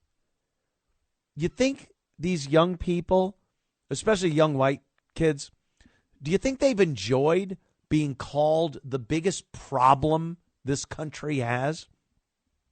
That everything they do and achieve is based on some kind of past gift that's been handed to them? Privilege? Do you think they've enjoyed being the people that can be kicked around with impunity for years now? Is that it? Or do you think these crazy people have hypnotic powers, and for no reason at all, these young people have decided they're not putting up with being the punching bag anymore, and they're going to speak out when they're pissed at things, and when they're called these names by the left, these titles are put on them, the phobes. If you're a phobe or an ist, whatever it may be, they're just going to turn around and go, yep, don't care. I just don't care what you call me, what you think of me. You matter nothing to me. And you think there's this secret right-wing cabal that is brainwashing these youngsters into that mindset? Or do you think they've just had it with you and your garbage and how they're the root of all evil around the entire world? They got a few more years to ripen and to ruminate, but they're coming up, and they're not happy with the way the liberals have been running things in this country for a few years now. That has brought us things like Drag Queen Story Hour and LGBTQ women in men's sport, or men in women's sports. I can't even get it straight myself sometimes. So, yeah, I hope people like AOC realize that that's just the new latest generation coming up that's tired of the crap that the previous generation has given them. Godspeed, kids. Jazzy Jasmine. I also can't get through a show without talking about Jazzy Jasmine Crockett. She's all over the place, too, much like AOC. I think she's looking for a Senate seat in Texas. Is that what she thinks she's doing now? She really is under the misconception that she's popular in a good way. She thinks all the people talking about her means that she's liked and popular. No, we talk about you because you're freakishly stupid, and you're thought process, if it can even be called that, is so screwy. And she rides this fence between being a hood rat. She wants to be ghetto for the credibility, but we all know she went to a very nice school. She was raised in a nice neighborhood. She speaks properly when she wants to. And then she could do, a crip dance with her tongue sticking out if need be. She's quite a chameleon, this one. Jazzy Jasmine Crockett. She first clip we have of Jazz is she's defending, that Virgin Island representative, Stacey Plaskett. She thought it was all fine and well to text with Jeffrey Epstein during a congressional hearing on Donald Trump. Pretty important one. Donald Trump's lawyer was testifying, and she was taking questions from Jeffrey Epstein. Jeffrey Epstein was saying, say this. Here's something. Do you know who this woman is? Ask him about this woman. He was directing her. And this is after he had already been, at the very least, accused. He had been through some legal wranglings before the last one that put him in jail and had him commit suicide. But he had already gone through legal wranglings that entailed sex with underage girls and on his little island there in the Virgin Islands, by the way. She was his representative. He was one of her constituents. And that's the excuse she gives for accepting his texts, his direction. She was being directed by him. And it's all well and fine because he's a constituent. And then Jazzy Jasmine Crockett defends her texting in one of the most ridiculously idiotic ways. Let's listen to Jazzy. Because I'm sorry, but we don't have ethical rules that say that you can't receive text messages or you can't respond to text messages, especially if somebody has a certain record and you can't do it in committee. We all be sitting on our phones, and yes, people be texting. I mean, our staff text us. Everybody texts us. People. I remember when I had the bleached blonde situation. You know who was texting me? My pastor. Okay, so let me be clear. There is no ethical violation, and so the idea or the audacity to decide that you want to strip a black woman of her committee assignment because she was texting with Epstein. Can you believe she just? Oh, my pastor texted me. Yeah, it's a little different than a guy who ran a pedophile island. They just cannot accept the responsibility of having done something at the very least inappropriate. She's all like, we be texting. Really? What college did you graduate from? Jazzy Jasmine. We'll come back. I got one more clip from Jazzy Jasmine when we come back. Stick around. It's the Anthony Cumia Show on the Red Apple Podcast Network. It's the Anthony Cumia Show on the Red Apple Podcast Network. The Anthony Cumia Show, and we're focusing here for a bit on Jasmine Crockett, who she's getting a lot of attention. She has been for kind of a while now, and some people are anointing her perhaps a presidential run. Please. Oh, I would love to see J.D. Vance and Jasmine Crockett on that debate stage. The primaries would even be hilarious. Watching her with who? Liz Warren? Is she going to give it another try? I don't know. But that would be kind of fun to watch. So as we know, Jasmine Crockett has to throw race into everything. Every single thing is a racial slight or some type of, bringing up the evil past of America. So she's blaming Trump. What is she blaming? This is impossible. Just listen to this. Here's Jasmine Crockett blaming Donald Trump again. Gonna do? They not even going.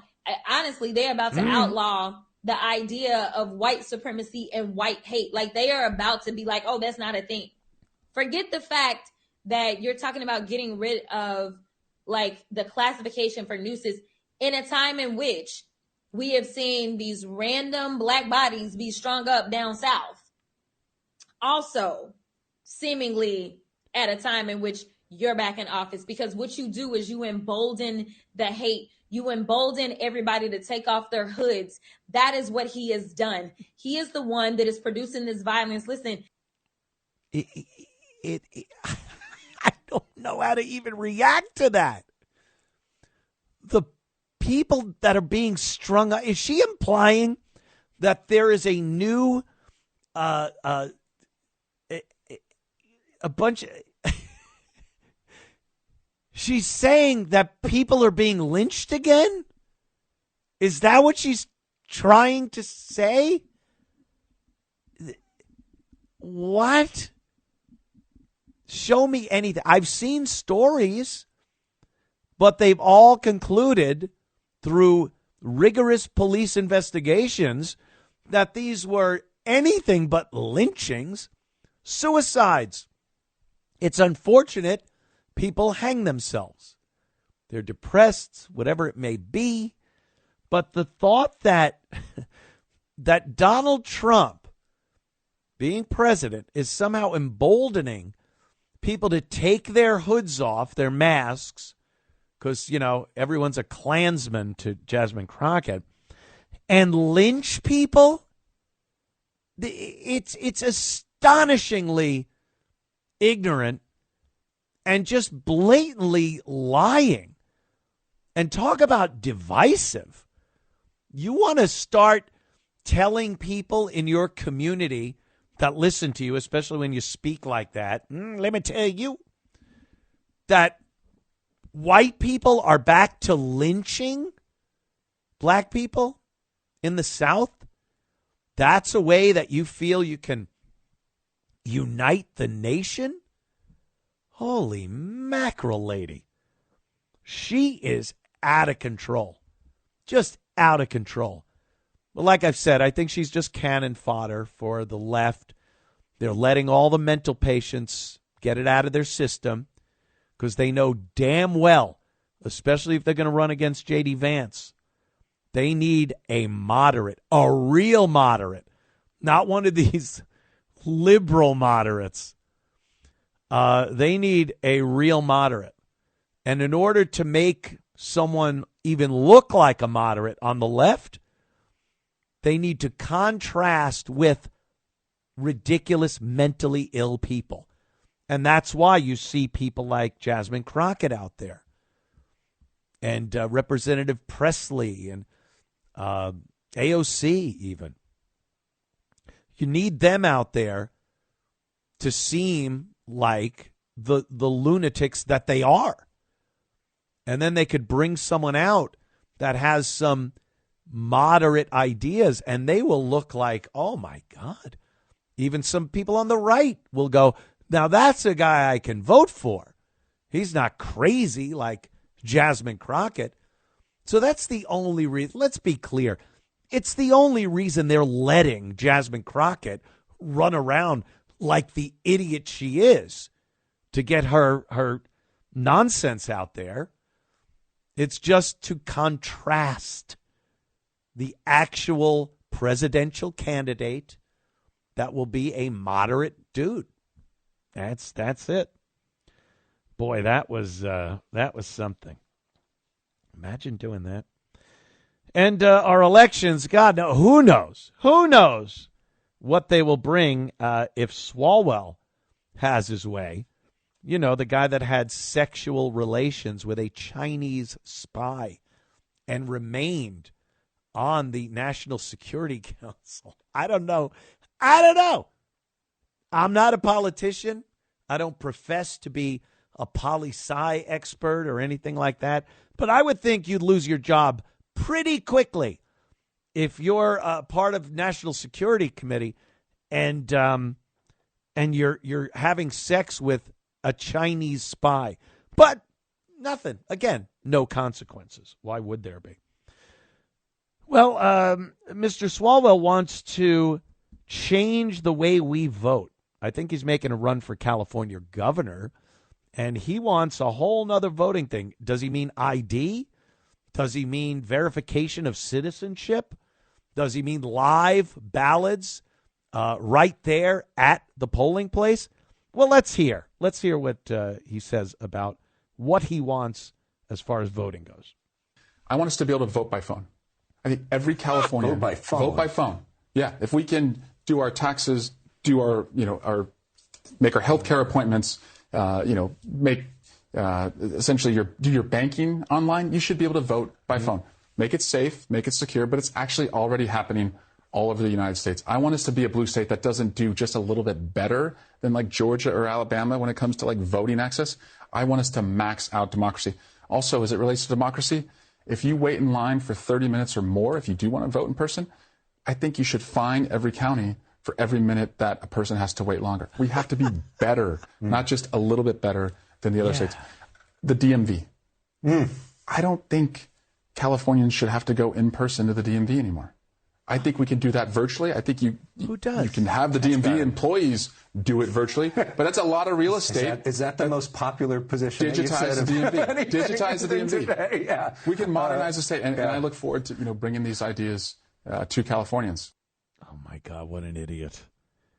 First of all, yeah, we do our banking, we do our taxes, we do everything on our phones. Yeah, we do. And you know what you have to do in order to get through to those sites to do your banking? You have to go through an unbelievable security protocol where you have to prove who you are. Are you okay with that part of it? Or do you just want people to be able to go, well, let me dial up my vote. I think I can vote for this guy on my phone. Yeah. Is that what you want to do?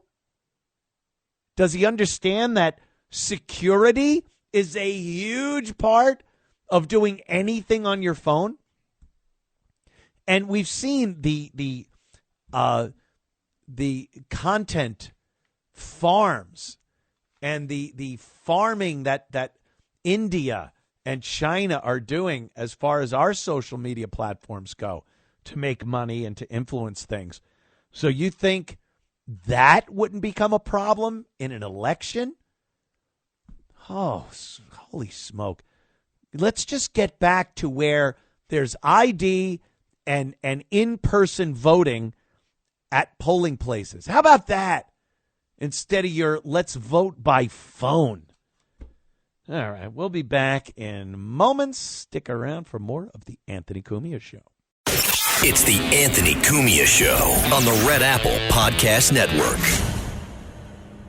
It's the Anthony Cumia Show on the Red Apple Podcast Network. The Anthony Cumia Show. And a lot of people have something to say about the meeting between Trump and Mamdani. We did address that just for a little bit earlier. But Nate in the Bronx, what's up, man? Hey, Anthony, how are you? So pretty much, I frequently mention the book, The Culture Critique by Dr. Kevin McDonald. And the reason why I'm calling tonight is really to make the connection between that book, its critique of immigration policy, and the rise of Mamdani here in New York City. Now, it's no secret that, he's now being accused of anti-Semitism, but it's no secret that Jewish voters and Jewish politicians tend to be politically left-leaning. Yeah, I'm amazed at how many New York Jews voted for Mamdani. It seems a bit self-destructive, but what do I know? Right. So, but basically, in the book, it details how Jewish politicians like Emanuel Seller, Jacob Javits, Herbert Lehman, Sam Dickstein, a whole host of them in the Congress worked literally for decades on end to overturn European-oriented immigration policies and open the borders to the third world. Mm-hmm. And, it's a policy that's really coming back to bite them in the ass, because that's how you really ended up with Mamdani. I mean, he wouldn't even be here if the 1965 Immigration Act had not been enacted. Absolutely. It's a clear case that Jews support policies that oftentimes short-sightedly do a disservice to their own community. They dominate institutions like the media. They dominate institutions like the academy, the universities. They remain politically on the left, but again, the left is increasingly anti-Israel and increasingly anti-Jewish. So it's really a paradox of power that you really see still displayed by the 2% of the U.S. American population that happens to be Jewish.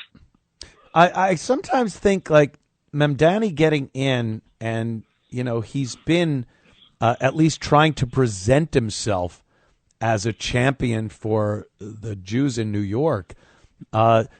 Is it kind of like, hey, you're under the microscope here because you're a Muslim, and we will really be able to keep an eye on you to see if you do anything that is not good for the Jewish people of New York City.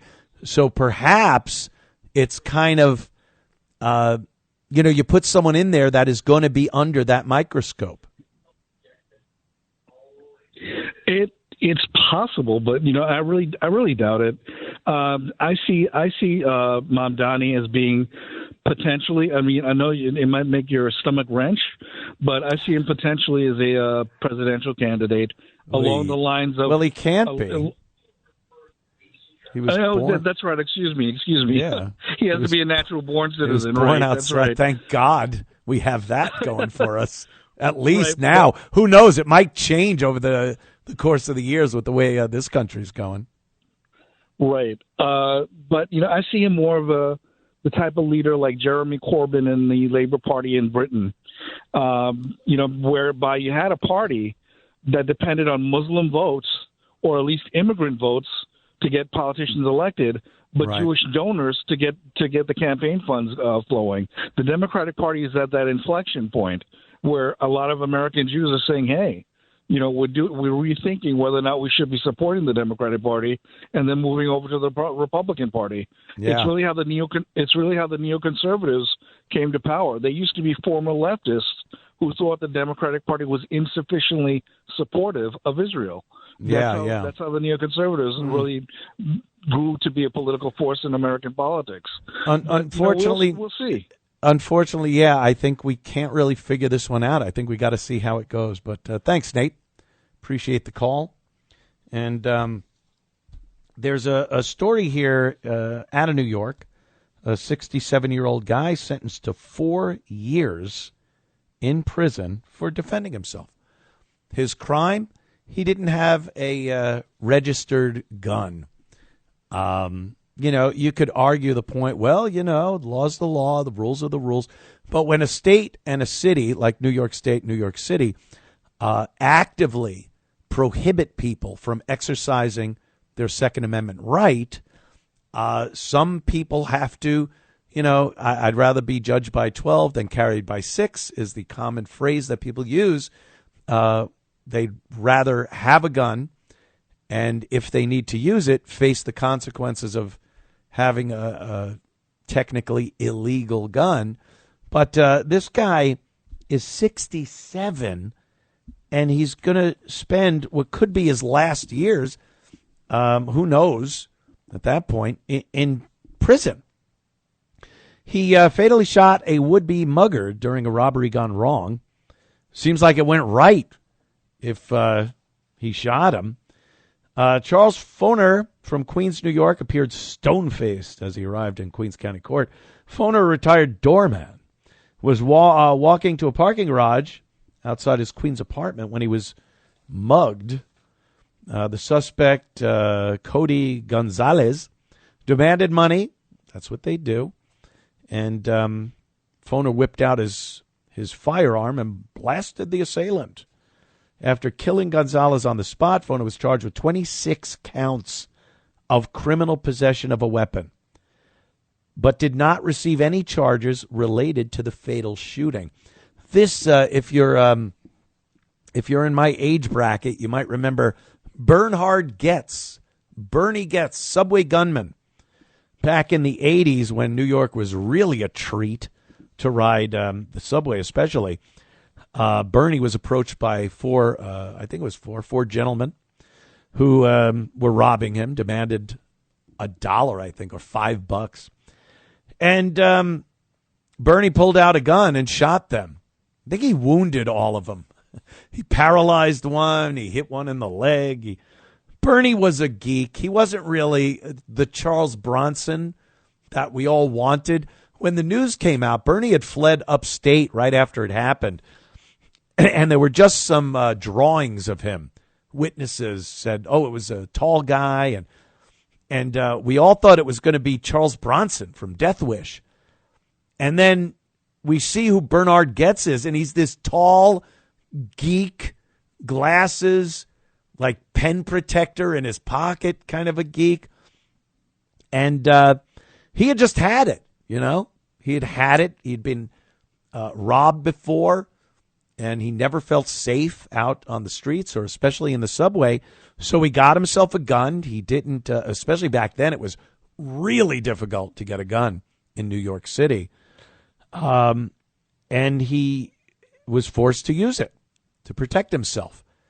He didn't get charged for any of the shootings of those gentlemen, but he got a year for an illegal weapon in New York. And he did the year. And this guy's getting 4 years for pretty much the same thing. It's just too difficult. They put you through too many hoops, and it takes too long. If you're a 67-year-old guy in New York City and you've been threatened before, maybe you've been robbed before, you don't have time to go through all of the paperwork and money to exercise your right. This should be illegal. If they want to restrict people from getting guns in New York, which they obviously do, they should have to come up with some other way than having people pay money to exercise a right. It costs money to do this. I don't know how that's legal. But he did this. It was on surveillance camera. It shows that this guy was mugging him. And they decided, the prosecutor, that he should do 4 years. Now, the other argument is, well, he pled guilty. So it's his fault if he's doing 4 years. He should have went to trial. Anyone saying that doesn't understand how plea deals work and how the court system works. When you have an overburdened court system like New York City does, the last thing they want is an actual trial. I think 90% of all cases in New York City are pled out or a deal is made or something. And that happens. And what they do is they tell these potential defendants that they could do 25 years. Oh, boy, you want to go through a trial? Well, it could be 25 years in prison. And you're sitting there going, that's a life sentence. Absolutely a life sentence. Or we could give you 4 years. Look, you're good. You could be out in 2.5. And most people take the deal. The prospect that you're going to do 25 years in prison, and when you make a plea deal, they make you say that nothing forced you into making this deal. I was not coerced. No, I was given no favors. I wasn't threatened. I make this deal of my own fruition and blah, blah, blah. Meanwhile, that's crap. They are threatening you. They're holding 25 years over your head. And you don't know in a New York City courtroom what kind of jury you're going to get. You're just some old 67-year-old white dude that shot somebody, someone named Gonzalez. And you're going to take that to trial in New York City? And they're telling you 25 years if you lose? Believe me, you're being coerced into taking 4 years. It's unbelievable that there are people that commit heinous crimes that result in death, maiming of people. They terrorize people, and then they're back out. They're out on the streets with an ankle monitor that no one monitors. So the fact that this guy has to do 4 years in prison is the proverbial travesty of justice. It's disgusting. It's totally disgusting. This poor bastard, 67, 68, 69, 70, 71 years old. Maybe he gets out. That's an iffy period of your life right there. You don't know what 1 month to the next is going to bring. He's never been in trouble. Never been in trouble before. Got a family. They're doing him a favor. He didn't have to report to prison until after New Year so he could spend Christmas and New Year with his family. Thanks a lot. Thanks for the friggin' favor. This guy. They couldn't just cut him a break. No. You know why? Because the judge probably didn't have a similar background and could have utilized his experience as a white guy to maybe let this guy off the hook. Little interesting turn of events. Unbelievable. So disgusting, though. Hi, Sandra. How are you? Oh, hi, Anthony. How are you? Oh, great. What's up? I'm listening to you, and I'm thinking, you know what I'm thinking? I'm almost beginning to think there's no hope with anything going forward. Every which way I look, there's a problem. But yeah. I continue to stay strong, and I continue to stay positive, even though I was just saying what I said to you. I was thinking about Donald Trump and his meeting with Mandani. Yeah. I expected it to go exactly the way it did because that's how Trump is. He's like, visualize a beehive and all the bees. They're really peaceful, but if you play around with those bees, you will get stung. And that's what Donald Trump, I hope, will do if need be going forward when he becomes mayor. I'm trusting he's going to keep an eye on him, and maybe by being friendly with him, he'll share his ideas with Trump, and Trump will be on top of things, I'm hoping. Yeah. And if I'm wrong, I'll be disappointed. It's the from The Godfather, keep your friends close and your enemies closer. That's right. And then I'm thinking, look at Marjorie Taylor Greene. Now, yeah. I'm concerned about that. I'm concerned about the primaries, what's going to happen now that she's not going to be in Congress. Now, Donald Trump, he felt that she wasn't really right to be a senator or a governor. And he said her polls were low, whatever the reason was. Right. He said no. He didn't cave in. He doesn't cave in, and he won't cave in with this man. No, he doesn't have to. That's why he's people don't understand. That's why. Thank you, Sandra. They don't understand. That's why Trump has the power he has. He doesn't have to be liked. He doesn't have to do things for other people. He could just be the a-hole that people think he is. I think that's a good thing.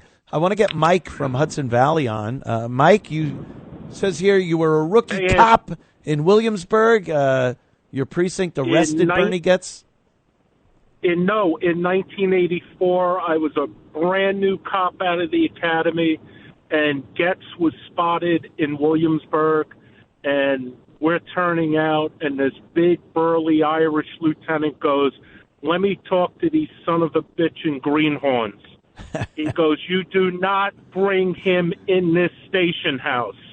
If you see him, you let him go. Wow. You do not bring him in here." Good old days. And let me tell you, no one. If we saw him, we would not bring him in. Yeah. He went upstate for a little while. I did an interview with him a while back. He's nutty as a fruitcake, but he had dumped the gun up there. I think he buried it on the side of the Taconic or something. And oh my God! It's just a fascinating story, though, because especially back then, and it is like now, people were fed up with it, and they'd had it, and they looked at Bernie Goetz like he was Charles Bronson, and then we saw him. It was like, well, I guess everybody's kind of pissed at this whole thing. And Anthony, not for nothing, Williamsburg in 1984 was a burnt-out shell ghetto run by the gangs. Not a not a hipster. Nothing like this today. Yeah, hipster central and. Yeah, believe me. But I love your show. Thank you, sir. Thank you, Mike. Take care, man. Thank you for your service on the NYPD. Yeah, those were the days. People were just, and it's getting a similar feel in New York. There's a similar vibe to the 80s. Not quite the 90s. The 90s was really nuts because of like crack and everything had really taken hold, and organized crime was still kind of a thing.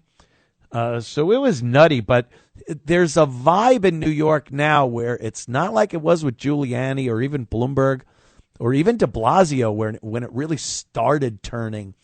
There's just a bad feeling people have right now about New York.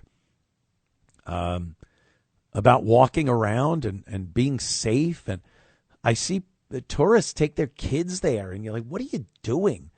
You flew all the way from Germany or England to wheel your luggage down a sidewalk, down 9th Avenue and 43rd. And you're like, what are you doing, dude? Get your family out of here, you nut. All right, back in moments with more of the show. Don't go anywhere. It's the Anthony Cumia Show on the Red Apple Podcast Network. It's the Anthony Cumia Show on the Red Apple Podcast Network. The Anthony Cumia Show. And, I like talking about the media, the mainstream media here in the United States of America, and what a left-wing propaganda machine this has just been for forever, really. I kind of look back with rose-colored lenses on when I think of what the news was many years ago, and you kind of believed it. You had your local news guys and then your national news guys, Walter Cronkite, and even I was, a little young for Walter Cronkite, but I do remember people believed him. He had what they called journalistic integrity, and he was a known liberal. All of them really were, all your news people. Once they started getting just the talking head on especially cable networks, when that came about, it didn't matter. They were just going to follow whatever orders came from the top. I think people like Cronkite and all the real reporters of that era, I think they believed what they were doing, and they had their political ideology, and it was usually left wing. But I think it was very hard for them to try to taint that journalistic integrity that they at least showed people that they supposedly had. Now they just don't have, there's no integrity at all, journalistic or any other type of integrity in the media. And it is funny, though, how these days we know the media is unbelievably left-wing, fanatically left-wing. And they like trying to tell their viewers, dwindling, by the way, on a daily basis, they like trying to tell their viewers that the right are the ones that are have taken hold of the media. Donald Trump somehow has intimidated and frightened the media so much that they will now do his bidding. And it's just insane. Every story that comes out about Trump is negative. How is he running the media and the narrative of what they're saying about him? It's just not true. But it won't stop them from saying that the media is in Trump's pocket. Here is former White House spokesperson Jen Psaki. Remember Jen Psaki? And she's talking with the completely unbiased Katie Couric. Oh, boy. And they're talking about the White House press corps. Now, the White House press corps are people in the media that have White House press credentials. They go in and, you know, you can't have every reporter go in there. So they come out and the major networks get the stories from these reporters. And then the minor kind of news organizations take from those stories to present their own thing about what they saw in the White House.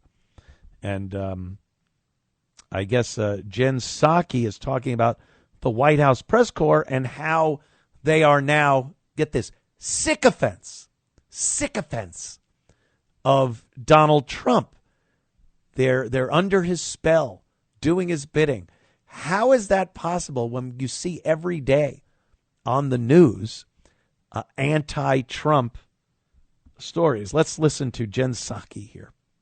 That I think doesn't, I think you've probably talked about this because you know well, but I don't think that's enough attention, is the way they're reshaping the people in the press briefing room. More and more of the questions in there are by sycophants, are by people who are not asking about news that the American people cares about, but they're asking about, I mean, literally a question has started more than once. Why is Trump in such good shape, right? Or they are, putting out conspiracy theories. They're people who, and they are getting a lot of the questions. There are some of the people who are in the press pools. This means that reporters who are there to cover MBS being at the White House or to cover Zelensky being at the White House or to ask these questions that Mary Bruce fortunately asked yesterday, there are fewer of them.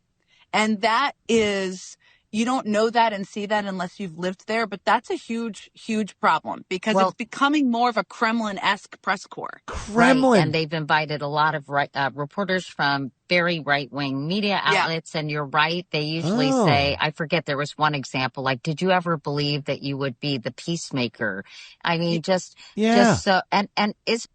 You could cut her off there. Yeah. Maybe a reminder of Joe Biden. What ice cream you like, Joe? How about that? While his son was allegedly doing coke in the White House and making deals with Ukraine, and they are such liars. Do not buy into the nonsense. All right. Love you, people. Thanks so much for tuning in to the Anthony Cumia Show. Anthony Cumia on X. We'll see you next time. Thanks for listening to the Anthony Cumia Show. You can hear the Anthony Cumia Show Sunday nights at 8. If you like the podcast, share it with your friends and listen anytime at WABCRadio.com and download the WABC Radio app. Hit that subscribe button on all major podcast platforms. Plus, follow WABC on social on Instagram, TikTok, Facebook, and X. See you next time for a new episode so you never have to wonder. What the heck is going on here? The holidays mean more travel, more shopping, more time online, and more personal info in more places that could expose you more to identity theft. But LifeLock monitors millions of data points per second. If your identity is stolen, our US-based restoration specialists will fix it, guaranteed, or your money back. Don't face drained accounts, fraudulent loans, or financial losses alone. Get more holiday fun and less holiday worry with LifeLock. Save up to 40% your first year. Visit LifeLock.com/podcast. Terms apply.